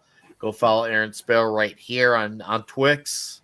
So make sure you follow him. Dude, thank you for being here. I can't wait anytime, man. I can't wait till this book launches. And if we get an opportunity to pull you away for a night so we can try to get you a few extra lookers, I would love to do that. But right now you got eyes, you got attention, so this is good. It's a 2-step process. So I'm glad we can help you with the first step. I absolutely appreciate it. Well, the show will continue, but our guests have to go, student of God. No, thank you, Aaron. Your time is valuable. I do appreciate it. I hope we cross paths again sooner than later. Absolutely. Thank you, chat. I will see you guys later. And now, Drew, sir, your last shining words. So I do want to say thank you for having me on, Nick. This has been a blast. Let's let everyone in on some stuff behind the scenes. I hadn't really told anyone before, but so that link that you shared earlier at the TCM Press. Yeah. Link, so I'm gonna because I like you guys. I'm letting you guys know in a little tidbit of information no one knows yet. But if you sign up, if you at the very bottom of that page, if you type in your email address to be notified, you guys will be notified when we're going to do a pre-sale on those covers. I'm signing up right now. Because I just did. Yeah, because only 100 copies each for each cover. That is it.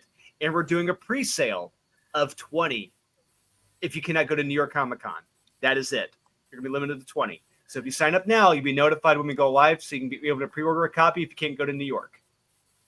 All right, awesome. I can't wait to check all these out, and I will for sure within the obviously I've read the preview a few times of Unholy, but I'll read the full extended copy soon, and I will give you my thoughts. But either way, regardless, I can't wait to back these all. I really can't wait to back these all, and I want to definitely when these actually all come out individual, I want to do my best to have you on, whether it's on here or a separate show, just to swing some continue to swing some more eyes towards your books just to get you the extra customers. Appreciate it, man. That means a lot. Thank you very much. My pleasure. And sir, have a good night and rest of your weekend. And well, until our paths cross again. Yeah. Have a good one, man. Have a good one, guys. Take care.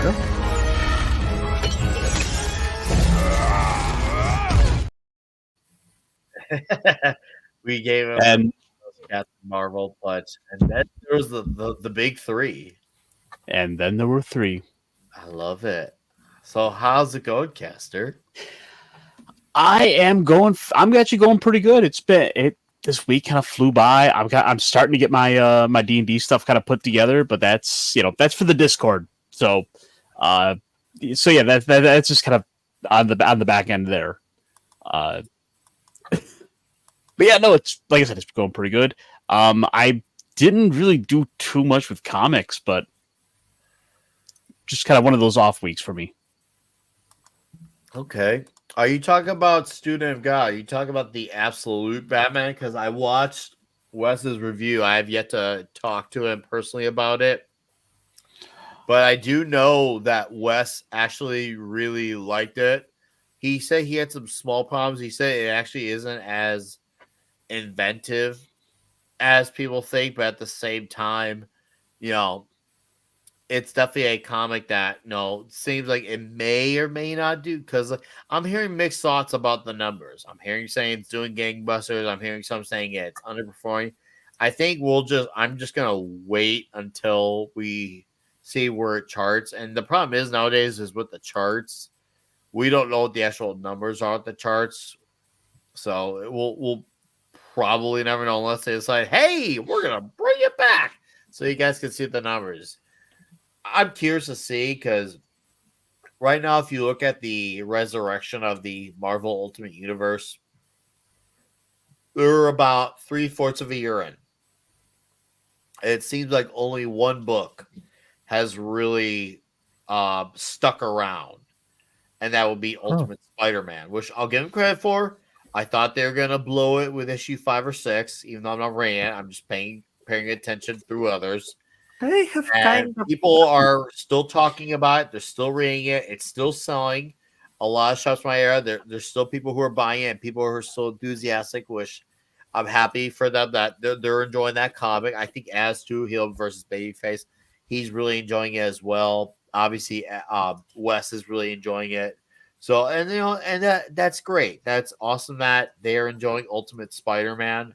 And it's great that he's actually been able to have his artist on for more than one issue. Nowadays, that's a miracle under Marvel. So I'm happy for that's the one book. But it's almost kind of just like repeating history if you think about it, because the Ultimates had their stay during the initial Ultimate run. But really, the one book people talk about to this day outside the Ultimates from the Ultimate run was Ultimate Spider-Man. Now history's kind of just repeating itself. So it's just like, did we really just kind of just do the same thing over again? Could this be the thing where the Absolute Universe, the only book that does maybe well? And here's another thing. Okay, Stu got pulled up these numbers here. 200K orders for Bat. Okay, so we got to remember a few things here and put this into perspective. This 200K orders means 200K copies are shipped. Doesn't mean that they'll all be sold. Now, could there be a possibility that they also? Probably, actually. I do actually think there might, because they got Scott Snyder, who obviously has probably had the most highly acclaimed run on the Screw 52. He's probably the one run that a lot of people who don't like the new 52, a lot of people really like Scott Snyder's Batman. Okay, so you got Scott Snyder on. You got Crazed Batman. We've had that before, but maybe this will be different because he's middle class and not high class. Even though the Batman of the main continuity for the last half a decade practically has already been middle class because they took away his money, they took away his gadgets, they took away his girlfriend. I'm like, this is one of my biggest issues. How are they gonna get this Ultimate Universe right when they can't even get their main universe Batman right? Now, once again, I'm not reading these comics. I stopped, but judging by where I stopped and left off, a lot of this does not line up. Well, what I'm kind of wondering is if some of this isn't just sort of hanging on from sort of the legacy of the characters themselves. Like, we're talking, of course, about the Ultimate Spider-Man line, and there's a lot of people who came back just because of how great the legacy of that book was. For anyone who was in the shops like 10, 15 years ago when that book was selling, where we're seeing like Ultimate Spider-Man at some weeks it felt like was selling better than the main line Spider-Man. Yep. Dude, at my shop, it actually not only is it selling it better, just to add to your point, Casser, but people are actually talking about it. Because the thing is, ASM does actually sell well, but no one, and I mean no one, talks about it. I truly believe, and I can't prove this, just my belief, my hunch. I think it's just people being completists and just saying they want to complete the run. Yep. That's it. That's it. Go ahead and carry on. Yeah, and that's just kind of a lot of it. But I guess just kind of a question of like what other books are there that are getting people to talk about them?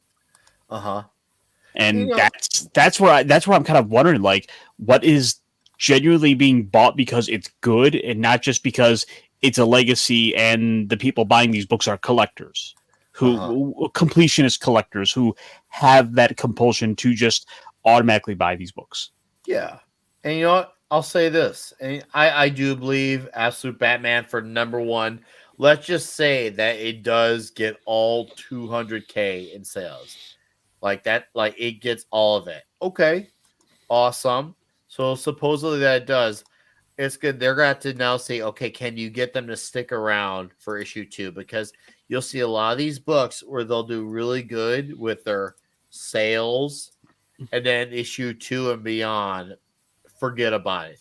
Now, here's the thing. Transformers is holding out. You look at the charts, Grant, we still don't have the numbers, but judging by the positions of the charts, Transformers is holding on very well. And that's good. It shows you that 1 year in, Transformers has its audience. They found it, and they're sticking around, and they are invested. That is such an important thing, especially nowadays. And the fact that it's not a big tube of Grant, I know it's in the Savage IP, but the fact that it's coming from Image still says a lot. This is very important details. And yeah, Scott Snyder being on Batman does help. That I'll give credit there. They got Scott Snyder back. I will give that credit there. They actually got in a legitimate name. They didn't try to put in, I don't know, someone like Heather Antos to say, hey, we're going to have her write Absolute Batman. No. So I will give credit. So it's clear that they know they have to give a big name in to get people hooked. They know they need a hook, and that's one of them. So also they are demonstrating something really important here, and is that people is still hungry for good comics. They are still willing to have them on a pull list. They are still willing to go to the store and buy it every single week. There's still money to be made there. There's still that interest. It's just there's nothing good in the market that you can go and buy in a normal store because most of the good stuff is in the stuff that is being sold on the internet. So yeah, that's hurting the stores, and also that's a really bad sign because you don't want to make any of these just an internet model. It will ruin the comic book industry. Well, so that's why it's a good thing Ultimate Spider-Man has the audience that it does. Yep. Before Cassar continues on, it is good that regardless of how we feel on it or the idea of it or checking it out, it does have its audience. That's kind of irrefutable right now. Ultimate Spider-Man actually has people talking. That's good. That's good. Go ahead, Cassar. And Oh, I was gonna say, I mean, well, ultimately, ultimately, anything that does get people talk about comics, I think, is kind of ultimately a good thing in a positive lens. But yeah. I pull up a little bit of data from ICV2, and mind you, this is of course a fairly limited bit of information that we have, just because of how poorly the comic industry is at sharing numbers. But we at least kind of have some metric, at least from like Comic Hub, at where some books are standing for in terms of sales or shipping anyway. And it looks like for August we had books like Uncanny X-Men, Ultimate Spider-Man, X-Men 2, Batman 151, Venom War, Ultimates 3, Absolute Power 2, and Transformers 11 was at number 8. Spider-Man Black Suit and Blood number 1 was at 9. It's like a very Marvel heavy month, and it looks like a Batman book was able to creep out Transformers for the month. Oh, So, and what month was that again? This is for August. August of 2024. Okay. Yeah, Void Rivals is doing very well. A Student of God's Wrath, I can confirm. I looked into it as far as chart positions, especially for an indie. Yeah, Void Rivals is doing good. It's even doing better than all the Ghost Machine books too. And on top of it, no, I know this is an easy one to rag on, but Void Rivals is even destroying Scarlet. And honestly, as much as I cannot stand Kelly Thompson, you would think that the fact that Scarlet's based off a pre-existing property, that Scarlet would kind of have the default edge, but no. Void Rivals is charting much higher, and they're 12 issues in, and that's technically a brand new IP that just happens to be the same universe as the Transformers and G.I. Joe. That's insane that they're already charting higher. That should I honestly, if I had to be a true objectivist, it should be the other way around. We got to be fair here. That just because Scarlet's more recognizable, you know what, and that's okay. And Scott says Batman's not for everyone. Mohammed says, "Yeah, I saw you finally read Conan Battle Black Zone. Let me know what your thoughts are." What's up, Claude Paris says their Anto's just good enough to write the text for billboards. Neil asks, "What's Jeremy Adams doing?" Because I've been checking out his shit on Flash. It was fantastic. I'm sad I did check this out. Well, Scott, okay, buddy, I got you right here. Let me fill you in on the gaps here. Jeremy Adams. I don't read modern DC, but everyone of who I know who reads modern DC loves his Green Lantern. He's been on for a little over a year. They love his current Green Lantern. I've heard nothing but good things. But wait, there's more. He's 2 issues in to Flash Gordon from Mad Cave Studios, and I've read it, and I love it. It is great. I can officially say I can see why people love Jeremy Adams, because obviously you're like the 800th person I heard rave about him doing the Flash, and I know people love him on Green Lantern, and now he's doing Flash Gordon, and people are still raving about it, me being one of them for that book. Yeah, Jeremy Adams seems to be the go-to guy at DC. So I love what he's up to, and maybe eventually I'll check out his Green Lantern or his Flash. We'll see. But right now, Flash Gordon is freaking awesome. So, let's see. So, a couple of other books that are, of course, worth checking out. And because I want to rave about it some more, is also books like Space Ghost. Oh, I hear Space Ghost. Yeah, Wes was raving about Space Ghost. Yeah, he's really been all about Space Ghost. He really loves that series. I know he doesn't have any prior knowledge of Hanna-Barbera cartoons, but he really loves that series. Oh, yes, Neil, Space Ghost is amazing. Mm-hmm.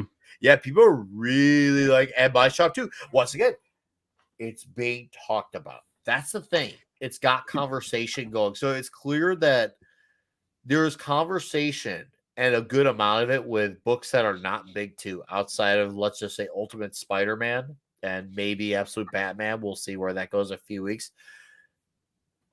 The real conversations with the indies. However, I think this kind of brings it back to a very, really controversial take that one Mark Miller had a few months back when he was on Comics Aficionados, where he said probably one of the biggest flaws or problems with when Marvel and DC don't do well. It kind of inherently hurts the other books because, and I can kind of see his point on that because they're the most popular companies. And if you look at a lot of his books, now a lot of writers in general, a lot of their best indies tend to do best when Marvel and DC have a book or three that are really red hot. And think about it. When Scott Snyder's Batman was hot, what was coming out that was hot from Image? Saga and The Walking Dead. I think the point is kind of proven here that I could see where he's getting at with that. And also, if you look at when his Wanted and Kick-Ass were coming out, Daredevil was doing great. Iron Fist was great. Zatanna DC was great. Green Lantern at DC was great. It wasn't just the usual suspects. He had other books, Captain America and Brubaker. A strong Marvel DC is strong for the industry. However, it's hard to say can't. I don't think it's not that they can't. It's more of a will they. I don't know. Right. It's Well, so good. Void Rivals killer.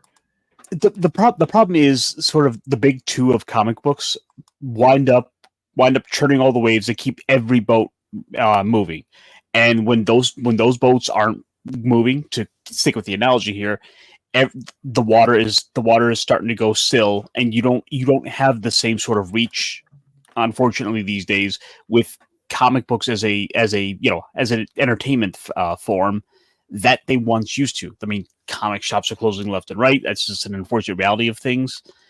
And for whatever reason, people just aren't flocking to comics to the same way on their mobile devices like you would think they would, just with how entertainment oriented we have a tendency to be. Yeah, no, you're right. And Neil has a great comment to Andrew. He says Marvel DC is such a barrier for entry. And that's true. If someone gets a bunch of Marvel DC books and they're really hooked, like, oh, what else is out? Oh, I should check out this. This looks like an interesting book. What's the hot thing on the indie market? It is a good gateway to those things. It's such a tough position that this industry is in because right now there are indies that are picking up steam. They are getting eyes on it. Obviously, the Energon universe is doing great. Obviously, Ghost Machine has legs, not the legs that we're expecting, but they do have at least legs. Space Ghost, people are happy about. Conan the Barbarian is really making waves, and we'll get into more of that because why not? But of course, they got the Kickstarter Indiegogo Fund My Comics scene, which is absolutely killer. Our guests we just got on they're going to be having books out soon. Aaron and Drew, I can't wait for all of them. Genuinely speaking, there is greatness coming out. It's just not with the big two. It's tough. It really is tough. How do you make that happen? Sorry, guys. Anyways, D-Bud Barton for $32. I see what he did there. It says, Nice. happy belated birthday, buddy. Hope you had a huge party and a great time. Here's so many more years of comic type and homoerotic movie talk to come with a mad Mardigan emoji. Thank you, D-Bud, for that is insane. That $32, dude. Oh my god. Thank you, sir. That stuff doesn't go unnoticed. Thank you, D-Bud. And come early next year, I think, right after my taxes come in, I'm gonna start doing like a yearly thing for my Dolph Lundgren members to send a little extra something, like a yearly thing. So be ready for that when that comes out. So you and my 8 other Dolph Lundgren members are gonna be treated bigly. Thank you again, D-Bud. That is holy crap, $32. One flavor each year. Yeah, right. One flavor each year, man. That's a really generous number, dude. Thank you very much. And yeah, birthday was good. Had a really delicious. Went to a delicious barbecue with my girlfriend, dude. I had a peanut butter barbecue bacon burger. And I'll tell you what, man. I'll tell you what. It was incredible. Veggie barbecue sauce, bacon, and peanut butter on top in the bun. It was wonderful. I'm trying to picture like the creaminess with like the savoriness of the barbecue sauce. Dude, it was so good. Seriously, it was incredible. It was so good. It straight up kicked my ass. I was in a coma practically. Not even joking. Dude, Good. peanut and meat go really, really good. So yeah, it sounds delicious. Oh, trust me. I tell the truth with what I say.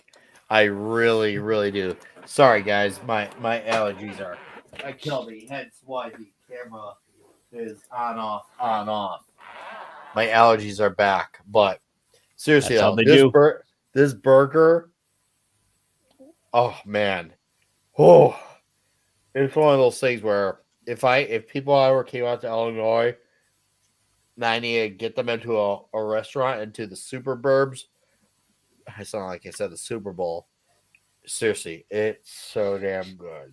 It's so damn good. I was just like, okay, I would come back just for this. And anything else that's good is absolutely crazy. No roof. Oh, the pizza cake. Oh, after my coma, after I recovered from my coma, later that night, I had the pizza cake. Oh yeah, I saw that Seriously, photo. that burger. Seriously, I was like, "Are you kidding me?" I was like, "Is this where I retire? Is this where it all ends? Is this the part where I say, okay, it's time to retire from eating?" That burger was retirement worthy. It was seriously was that damn good. You're just like out discovering like the forbidden flavors. You're out looking for the 33rd flavor. Right, the mystery of the 33rd flavor. It seems like that 33rd flavor is starting to become like a bit of a conspiracy now. We definitely got some airways to clear about that 33rd flavor. Just saying. But anyways, Caster, I hear you have some things to show. So why don't you show off said things? Giddy. So this is the part of the show where I like to take a moment to give a brief highlight to some upcoming books that will be out in shop next weekend. Hang on, what is this? Before we get to a little too much further here, let's see what Mohammed said there. He's getting really close to catching up on One Piece, and he might get caught up in the month, and then he'll be starting the color version.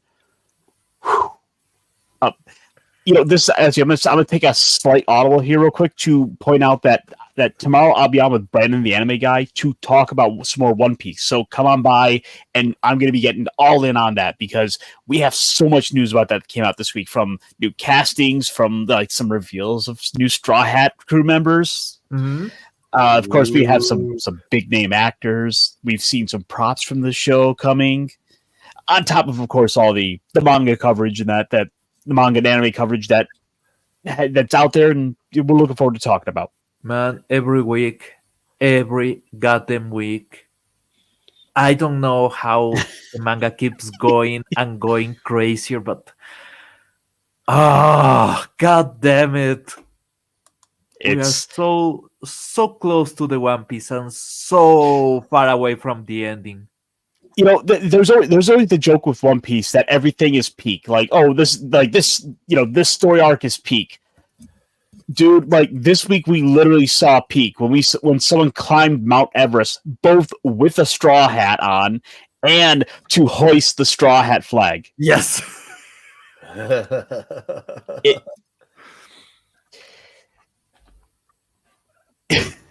It's just that fun little bit of like we're taking the nerdom worldwide. But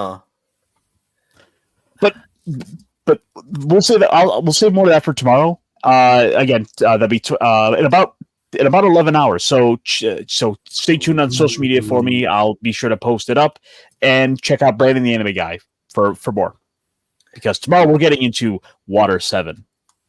Tomorrow we're getting into Eni's Lobby. We are getting into peak One Piece. Super. Oh yes. And which we may wind up with additional crew members with the Straw Hat Pirates. Ooh. But but that'll be for tomorrow. But for now, we have next week's comics to look forward to talk about briefly here. So, You Nick, do. without further ado, let's get back onto this. Yes, this is the moment where I want to stop and kind of highlight a few of the upcoming books for next week, because as much as we enjoy talking about comics, I think it's important to also get into the shop and put a little highlight onto a couple books that I think might be worth your attention. Maybe something I'll show off here will get your interest. With this one, by the way, what a big shock!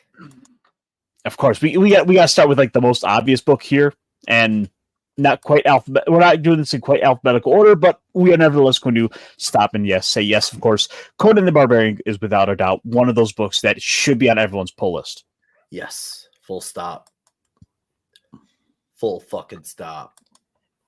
We are of course going through a little bit of a slight retelling of one of the classic Robert E. Howard stories with the Frost Titan's daughter.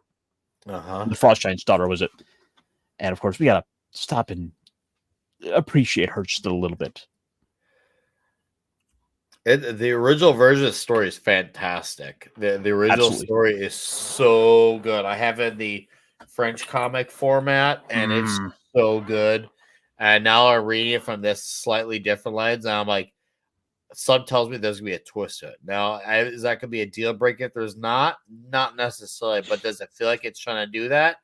Yes, but man, it's so good. I feel like Braithwaite's art is dramatically better than when he did the art previously, before and after De La Torre stepped back in. I feel like Braithwaite really upped his game here in this 2 issues so far. What do you think, Caster? It's fun as it has been kind of getting some regional stories. It's always I think it's always kind of worth going back and touching back to the original source material, getting to making some attempts to kind of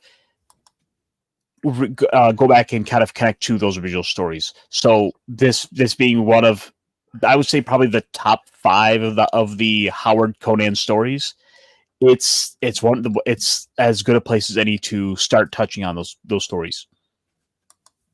It's seriously, I love the story, and I'm so glad to be saying it now with Doug Braithwaite's art. And I agree with Muhammad said. The art he really complements this story perfectly. This feels like this is like his specialty story, doing the Frost Giant's daughter. It's a great story, seriously. And guys, if you like stuff like the Shadow Kingdom, this is one of the great. Is it better than the Sumerian for Conan? Are you talking about the French comic that was telling the Sumerian? Yes. It's as good. I'll put that. I'm not gonna say better because that's easy to say, but in my opinion, we're gonna say as good. Good. The other thing was the Sumerian was attempts to do direct one-to-one translations of the actual stories into a visual medium. Or the biggest downside with some of those stories on occasion was the art. They didn't have a consistent art to those stories for the Sumerian, which was kind of one thing that kind of hurt those in a way. But they're still worthwhile additions to any Conan fans collection. Agreed. Plus, you also get the original story printed in the book too. Yeah, I love when they do that for the Howard stories. You get the comic format, and then you get the chapter book. Even our buddy Russ, who he had on when he was doing his version of the Shadow Kingdom a few months back, he did that for his comic. He had the art, the comic version of the story, and they did the chapter book format. Which, by the way, you heard it here first on this channel. Russ will be coming back. Tonight's just announcements upon the announcement. Russ will be coming back late October to promote his original Cole story. And of course, he's going to be doing the art. Same writer as the guy when they did their one-to-one adaptation of the Shadow Kingdom. Russ will be coming back to promote the Atlantean. And I'll tell you what, he sent me some of his interiors. I don't know if he posted them on Twix. I'm not going to share them just because he didn't say anything about sharing or not sharing. But guys, it looks fantastic. It looks freaking, right? Cole enjoys Rise Up, dude. It is seriously, get very excited. It is really good. The interiors that he sent me black and whites. And I was just like, dude, we're going to get you on again. He's like, oh, I wasn't even thinking about it. I'm like, I'm thinking about that. Oh, dude, you guys, seriously, you're gonna love what has been seen. You want to talk about something that's unburdened by what has been told the Atlantean. Straight up, bro. I can't freaking wait. But carry on, Caster, before I go on a 10-minute tangent.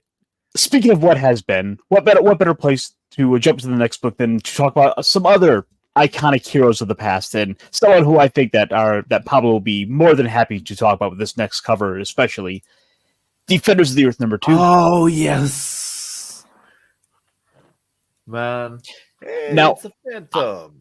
I haven't had a chance to check out Defenders of the Earth, but this is one that I know. I remember you were showing some excitement for, Nick, and plus, come on, it's got the Phantom on the cover. Oh, it's a great cover. It's a really killer Dude, cover. it's not only the Phantom, it's classic outfit. It's not the striped one. It's not the more school and a lot of filigrane in the belt one. Is the classic old school. Uh-huh. Although, now that I'm looking at this, I think the perspective's a little off because he looks like he's got a baby hand. Huh. Oh, baby. I thought it was completely. He's got that Deadpool hand going on. Yeah, he's got a handy Randy. No, I kind of get the position of the hand is not.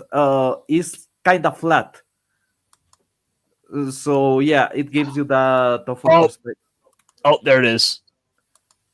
There it is. The NECA toy variant cover. Ooh. Ooh. Dude, that's the striped belt. Oh, yeah. Oh, yeah. I like that. I really like that. Yeah. A new combatant lurks deep within the jungle, familiar but different. The Council of Phantoms has chosen a new heir with a different form of justice. Meanwhile, Croton's sphere of influence is growing, and his grip is tightening. It's clear times have changed, and a new threat challenges those heroes on a deeper and more personal level. I'll just hear background noise. Yeah. I have no idea what that was, but all I know is I think this is a limited series. So, and it takes place in Flash Gordon's world.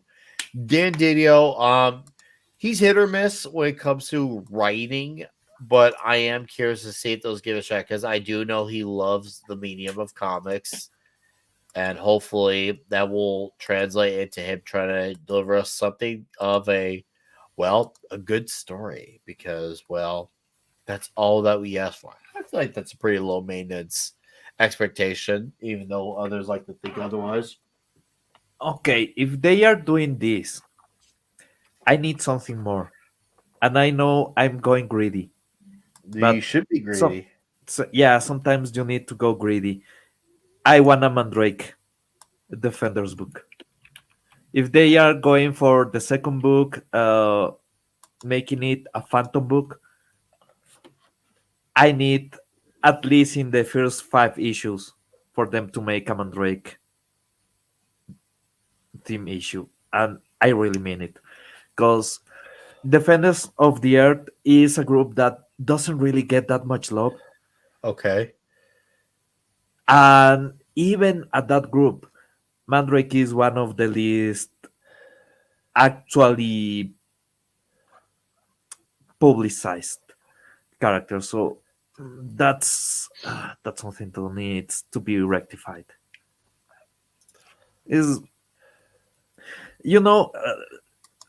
When they were doing the Doctor Strange movie, it was the perfect time to get a full-on Mandrake book. Yeah. Because it's kind of the same. Mandrake is more of a magician, of an actual magician, not this wizard. Yeah. Well, but the thing is, I think we are sort of seeing a almost kind of unspoken call to have some more characters like those, because I saw last month Archie put out a little one-shot comic about a similar magician type character. Yeah. Okay. Yeah. And, I saw something about that. Which I read the issue. It was fine. It was that kind of proper superhero origin for the character, but still, it's that kind of callback to the old century old trope of the stage magician. Like there's a certain archetype there that's desired. Exactly. And we're even to an extent we're seeing that kind of being called out with over at DC with Zatanna. She's playing upon a lot of that classic imagery. Yep. I think we're going to see another. I think that's going to be one of the next rises we'll see in comics is more elements of that. It's about the finesse, the elegance. There's something about just throwing raw energy that gets boring after a while. You need a guy that is actually just not soft spoken, but using just the most courteous language possible, approaching everything like a gentleman, and still kicking ass. It's that theatrical flair. Yeah, exactly. It's that sensation of this guy is in control. Nobody talks the way that Mandrake talks unless he's completely in control of the situation. So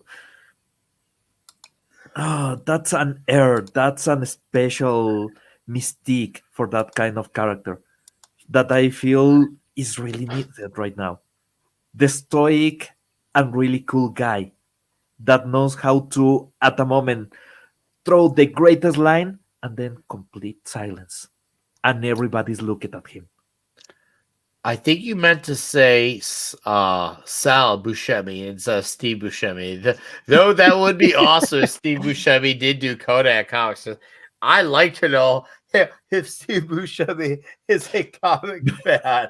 That's the best mistake you could have ever made. Conquest. I will. So I got this kind of jumbled around in my head, and I'll just about picturing Steve Buscemi playing the Lizard. Yeah. Oh, I messed up because I got the first name right, but I got the last name wrong. It's Buscema, not Buscemi. But that's funny. He probably got auto-corrected too. On the Suicide Squad movie, when they had Weasel, they should have gone with Steve Buscemi as Weasel. To answer the second part of that question, I don't know about you guys, but I've basically I put that on pause. I try to read the Spider-Man books that we do cover the week of, so that way it's gonna be fresh in my mind. Yep. Oh, yeah. So normally, I think we stopped at what, 40 or 60? 60. Yep, 60. We'll definitely do 61 through 80 later this year, that's for sure. And we'll have D-Bud back on for that. Oh man, we're still way far. I want to know what you guys think about 121, 122, and 140. At the rate we're going, we'll get there in about 3 years. It doesn't, dude. We can get to the death of Gwen Stacy. We can get to the death of Norman Osborn in a single episode. So it will be really interesting to see what you guys think. Well, speaking of what you guys think, let me jump to the next book because I've got like 5 or 6 more of these to go. One of the next books kind of popped up my listing out. My notice was Epitaphs from the Abyss #3, which, hey, we gotta have a little bit of a classic trope in here now and then, because for as dominant as superheroes have been, of course, you can't go wrong with horror, which is one of the other big causes of like the comic book censorship of the 10-cent plague and all that. And EC Comics, Tales from the Crypt. Honestly, I'm picking this because of the cover, and I have heard some good stuff about the series.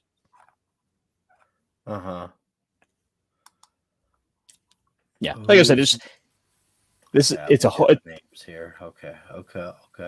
I'm not familiar with the names, but okay. Epitaphs from the Abyss. Go on. Yep. So Oni Press does a bunch of like manga as well. Okay.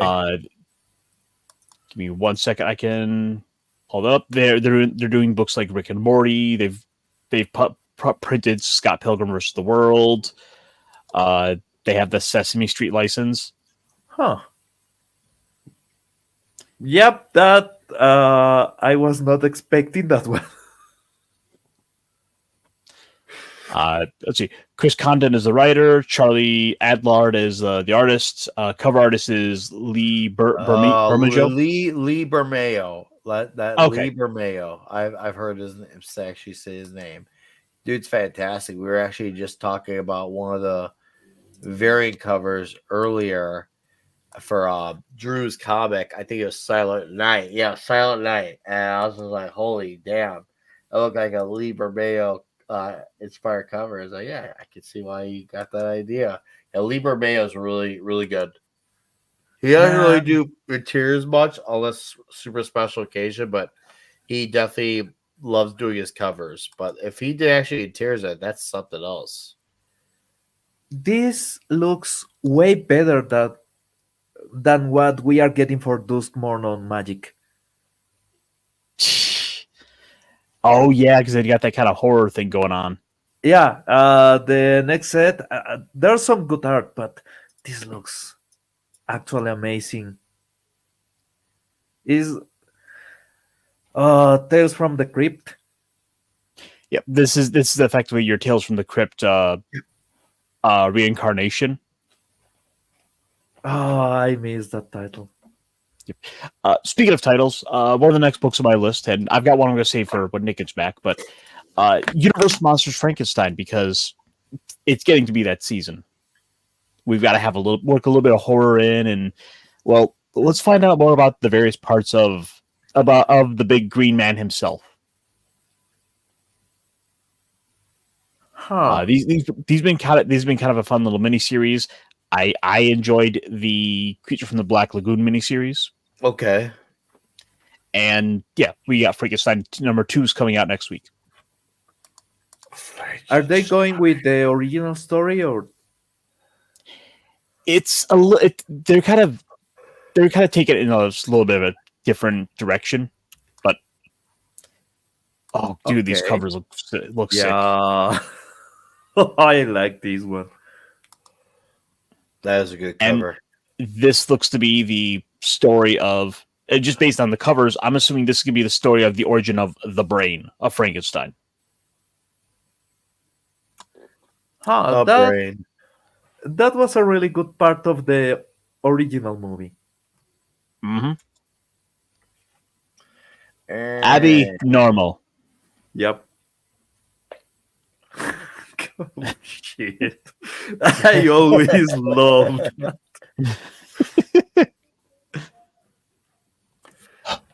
Well, Nick, Yes. I think this next book might be one you've got to pick up, Well, let's see what it is. because we are talking about a crossover here. Oh, yeah. Masters of the Universe and the Teenage Mutant Ninja Turtles. Both you and Tom both. Yeah, I give this a shot. I'm so in. I give this a shot. Yeah, if I see us, I give it a shot. When the Teenage Mutant Ninja Turtles came across Krang and Shredder making a deal with some otherworldly demon mage named Skeletor, things got hella weird as they ended up in Eternia. It turns out, when you mix Utrom mutagen with demon magic, you get a nasty purple poison, and it's brought Eternia to the brink of chaos. It turns out someone had the power, is what happened. So, Leo, Raph, Donnie, and Mikey are teaming up with the Master of the Universe to kick some blue bony butt. The only problem is, He-Man is missing in action. Don't do that. Just... Yeah, you gotta actually have He-Man in it. You gotta, so, and maybe he is. Hopefully he is. Because that would definitely be a way to do it. That looks like is that Howard? Is that Howard? That looks like almost like a Howard Porter type of cover. I wonder if that's Howard Porter who did that. Let me see. Charlie Williams. Okay. He must really like Howard Porter because he seems like a bit of a younger guy. I like this cover. I like this one a lot, actually. Yeah. By the power of Grayskull. I have the power. No, if I see, it looks like Kevin Eastman. if not a very Kevin Eastman influenced cover. Ah, curse you, He-Man. And Kevin Eastman's still at it to this day. That's the thing. Kevin Eastman, like I know he's not involved with TMNT Comics nowadays. He'll still do some covers, but he's still at it interior wise and writing wise. So I can only hope that we get to a day and age where he's involved with TMNT Comics again. The day Michelangelo was gifted fabulous powers. Fabulous powers? What? I'm trying to get invested here, especially when there are some cool covers. But hearing that don't make no sense. It's when this is the real money cover for me. I like that cover. I do. I find it so fun. So like I said, it's hey, we got crossovers, baby, because we got all sorts of them coming up, and including like we have some other crossovers coming up. So the next book I'm gonna take a brief moment to highlight, just because I want to see these two fight. Knight versus Samurai. Okay, I like the idea. Yeah, coming to us from Image Comics. Oh, David Dozmaki. Okay, that could have potential. Okay. Historically, there's a point where we actually had samurais versus knights. When the Portuguese tried to get into Japan the wrong way, it didn't last long. Still, I'm really interested about this. Oh. And we are getting a Todd McFarlane variant cover for this. Huh. Ooh, yeah, that's good. That's a good Todd cover. I guess I know Todd. No, he doesn't really do once again. That guy doesn't really do tears much anymore, but he definitely knows how to crank out a cover. That's for sure. Knights versus Samurai. No, David Dozmaki. He was on Film Thread, I think, a few months ago. I think he was on there because he had a movie he was doing that. He was promoting. I think he was talking to Chris Gore. So, and I know he's actually always been a legitimate comic fan. I know he's done some stuff for, I think, Dark Horse. So he's a real one. He is a real one when it comes to comics. That's why he's been so many Marvel and DC movies, because the dude actually does love the source material. So, yep. Plus the poser. The book's $2.99, and it's one of those battles you want to see play out. You want to watch a samurai fight a knight. Yeah. Because I want to see, like, Shad from Shadiversity, like, go on about like what's going to happen when those swords cross. There was a game. There was this game that was Knights, Samurais, and I think Vikings that you could play, and you basically were thrown into an online match. I need to find that game. I need to show you guys that game. It was awesome. Oh wait, that's the second printing. I don't need that. So I got one last book to kind of point to, and just because Clobby would have wanted it to brought up. The only book out there that's been going on for 30 years, dedicated to one artist. Oh, ho, ho, ho, ho, ho. Jack Kirby Collector number 91. Oh, Dude, the king.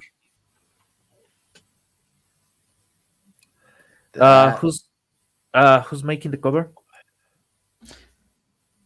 Do we have a cover artist? Jack Kirby. So this is they just repainted. They didn't modify it. This is the original. I suppose so. Let's see. With a Kirby self-portrait cover inked by Vince Coletta. Okay. Vince Coletta. Okay. Nice. Have you guys ever seen the original? Yes. If my memory serves me correct, yes. Yeah, let me share. And look at that, just real quick. Who's that? Who's that? Jack Kirby's drawing on the cover there. Yep, I have seen this. That is, yeah, dude. Yeah, so a bit of a recoloring. No, dude, it looks good. Because of some of the details, I actually thought it was redrawn. I can see why. No, it was just recolored. Yeah, I kind of miss it in the shadows. Uh, I like the coloring in the original better. yep, yeah. Oh, of course. It looks Kirby. And you notice the hair and everything, right?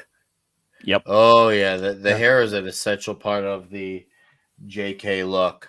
That you gotta have the do. The do was there from the beginning to the end for our boy, the king, the king. What's up, Grim? How you doing? Yeah, anything else, Caster? Or will that be it? That'd be it for the highlights for this upcoming week. So, guys, let me know in the chat which of the books that I highlighted has your interest, because I want to know what people are having. I want to know where the attention is. What do people want to read? Could be something else. Could be Yeah, all of those. Or if none of those books appeal to you, let me know. Talk to us. Come on, Do it. Come on. I'm just gonna do the Arnold noises. Just yeah. I'll probably, if my eyes catch the TMNT thing, I'll probably check out. I know for sure Conan the Barbarian will be it. Nightclub 2, issue number 2, I will be checking out as well. And the Magic Order 5, issue number 1. I can't wait for that. That's the finale to the Magic Order. I'm looking forward to that. That's going to be wild. It's going to be diabolical. So I can't wait.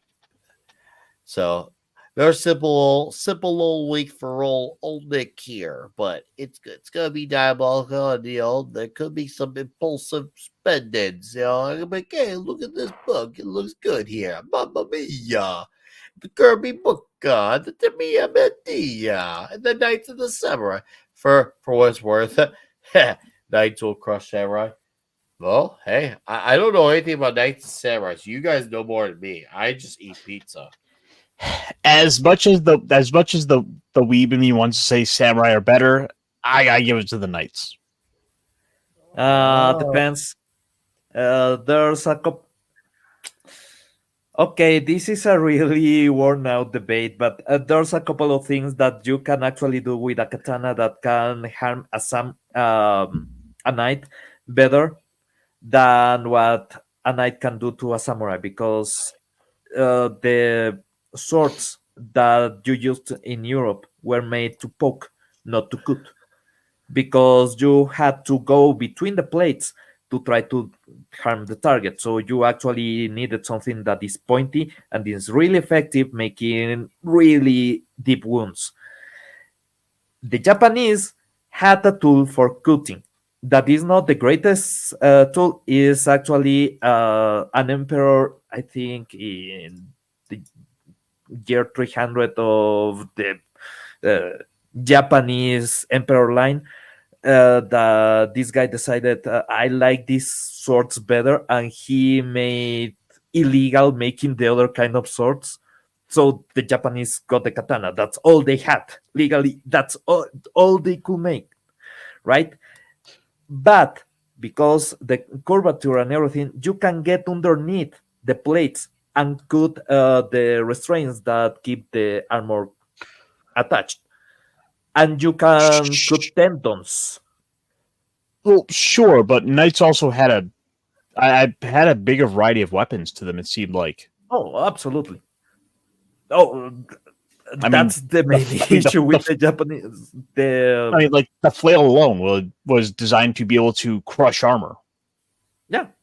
Also the Morning Star and everything, the maces, because obviously you had better plating on Europe.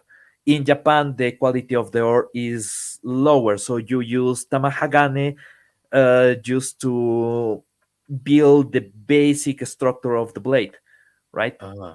Sorry, I'm going really deep because this is a topic that I'm really passionate Oh, about. no, go for it, man. But yeah, basically, you didn't have that kind of plating, but they had really interesting ways of hardening leather and using bamboo to structure an armor. And those armor could actually survive full blows with a katana and were really difficult to poke. So vital organs were easier to keep safe. As I said, they tried actually using armors against the Japanese military. The Portuguese tried. They found that it was not efficient, and instead they decided to go trading. And they were actually selling them illegal swords. They were taking swords from Europe and selling them in the black market on Japan because the European swords were better. And that's a fact. That's something that actually happened in Japan history. So, But Student the of Japanese God were crazy and they tried to says kill them out, so they preferred to sell. it might be the last Magic Order. It will be the last one. I can definitely. I did hear that this is the last one. Same with Jupiter's Legacy.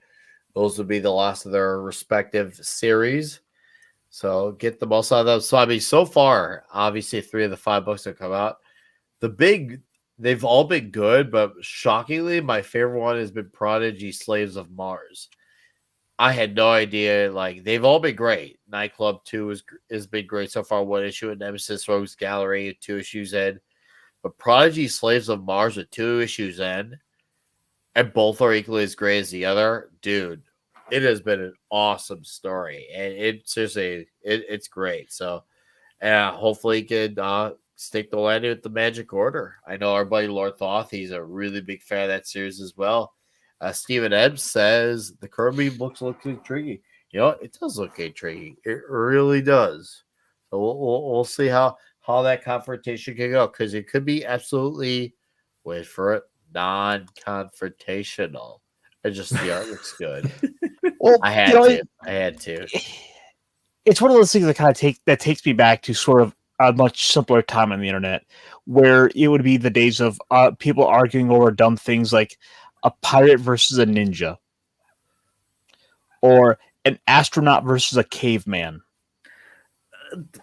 We had YouTube fights. I don't know if you remember this era. Skullgrim versus I think it was Chad.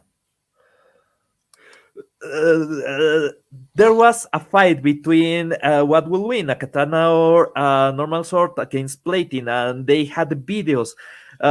Then they even shot one of these heavy duty rifles to a katana in a way that they will prove that it will cut the bullet, and it didn't. It just exploded. This happened on YouTube. Look for it. It's an actual. Didn't they also like split a bullet with a butter knife? Yes. I missed that. This was 2011-ish to 2014-ish, the good era of swordsmithing on YouTube. And there was this channel, Man at Arms, that they did Yes. replicas of really good sword. Dude, I miss that era. I miss that era. All right, dudes. It's gonna be the part where we have to call it a night. Hopefully, I got a monster truck show to take the lady out to, and I got allergies to kind of get past through. But I want to give my thanks to Drew and Aaron Sparrow for their time and their previews of what's to come. Their books look exciting, and we'll definitely have them back on, whether it's one of them, both of them, whatever. It's going to be a great time when they come back. It's going to be awesome. It's going to be huge. Shout out to Jennifer Grover and Dee Bud Martin for the super chats. Thank you both. Really makes the night. Always enhances everything. Yeah, it was a good show. A really productive show. I appreciate all of you in the chat for commenting, just being here, giving your time and energy. We love having good, engaging conversation. So that's what it's all about here in this particular neck of the woods. So on my channel, I'll just speak really quickly. Obviously, will be here next week. We'll have Price of Reza hang out with us. He's got collection. We're just gonna shoot the show comics. He's got some goods to show. So we'll see what's in the collection in the Price of Reason. I'll have a video out next week called Defense of Striper. It's gonna be huge. It's gonna be diabolical. So keep your eyes and ears open out for that. Toxic Tuesday, we'll be talking Billy Madison in a few days. So that's gonna be good as well. Of course, you can find me at Midnight's Edge After Dark and Comics and Visions Thursday Night Throwdown. So that's what's coming out on my side of things. I'll let these gentlemen plug their plugs on the way out, and we'll start off with Ironcaster. Hello, friends. You can find me over my channel, Ironcaster, where on Monday nights we are doing the Mech Pit chat, where we are trying to take a more positive approach to pop culture. And I might talk a little bit about some Super Sentai, some Kamen Rider, some fun stuff like that. Maybe some D&D. For just kind of a nice little fun place to kind of hang out and kind of get into some stuff that we enjoy. Tomorrow I'll be on with T-shirt Story for the Week in Geek, where we will no doubt be talking about Wizards of the Coast because they should love to stick their foot into it each and every single week. Of course, my little puppet friend can be on Found Around with Snowdub tomorrow. For the Cotton Council, where those little puppet bastards are going to try to solve all the world's problems if they could at least figure out how to let someone talk without being interrupted. Tuesday is going to be Talk Hard, where this week for our movie review we are delving into Pulp Fiction. Ooh, brace yourself! It's a wild flick. Oh, it's a good one. Yeah. So kind of check me. And of course, most importantly, tomorrow morning I'll be on with Brandon the Anime Guy for our One Piece talk, where we're going to delve into all the wacky role of the Straw Hat Pirates and one of the biggest battles of their lives, where they take war to the world's government. Ooh. And we're not going to get too much further into it. Just, hey, there's so much amazing stuff to come to check out, including what you said, the Straw Hat Pirates fighting directly with the world government. So I don't want to give too much more away than that, but yeah, check that out. Especially Nick, come on, let's get caught up on some One Piece, because I'm looking forward to talking about it. I know. I'm really, really, really, really bad. And at the same time, I want to read more. I really do, genuinely speaking. It might be worth it for you to check out the Shonen Jump, or I guess like Viz Media app, where you can pull up and read the manga on your phone. Maybe not the most ideal format, but the thing is, the access to the entire 1,100 chapters is like $2 a month. Yeah, it would help. I think my speed would go from a 2 to a 4. And that's just me because, between here, Toxic Tuesday, the Comics Guild, Personal Life, yada yada, you don't need to hear the story, but you get the picture. But yeah, it would definitely help. That is definitely something I should, at the very minimum, take a strong sense of consideration in. Plus, one other benefit with that is for that price of that $2 a month, you have access to the entire catalog of all those other Shonen Jump series. So if you want to check out Bleach or Dragon Ball or Naruto or 1,000 other, or about 100 other very popular, shonen action manga, they're all available. And I froze. And you froze. Well, thank you for being here, sir. Have a great rest of your weekend, a great night. We'll let Pablo get on going on the way out. What a week. My country is in a drought, and because we use water to produce our energy, we are having blackouts again. So, I have been working on message videos under the peril of This happened yesterday. They are cutting energy to different neighborhoods at random. Thankfully, I didn't got the lucky number and I could finish the video. But that was a scare that I didn't need. More videos coming for me message, and trust me, no matter what, it will be done. If the video needs to be done, it will be done. So more videos are coming and more stuff is going on. So please be tuned. All right. Brothers, as I said, what a week. So god damn it. First the flood, then this, and how have you seen that sketch that George Carlin does about suicide? Sorry if I mispronounce the word, but I have not. But YouTube. when the guy is planifying, he goes like, "There's always something." Well, there's always something, and I understand the guy on the sketch completely now. That's what I have to say. God damn it, my country, guys! I love being here. I enjoy it today, and I need another beer in life. So Hey, have 800 more, sir. And yes, I will plug Loki's thing to send you guys directly straight there on the way out. But Pablo, thank you for being here, sir. Keep up the greatness at Midnight's Edge. And you guys in the chat, once again, thank you for being here, giving your time, whether it's a little bit, some of it, half of it, most of it, all of it. It's always appreciated. See you guys all next week. I'll make sure I'm free of freaking allergies as well, because allergies are retarded. But guys, go give Stoloke my regards. Thank you and have a great night. Until next time.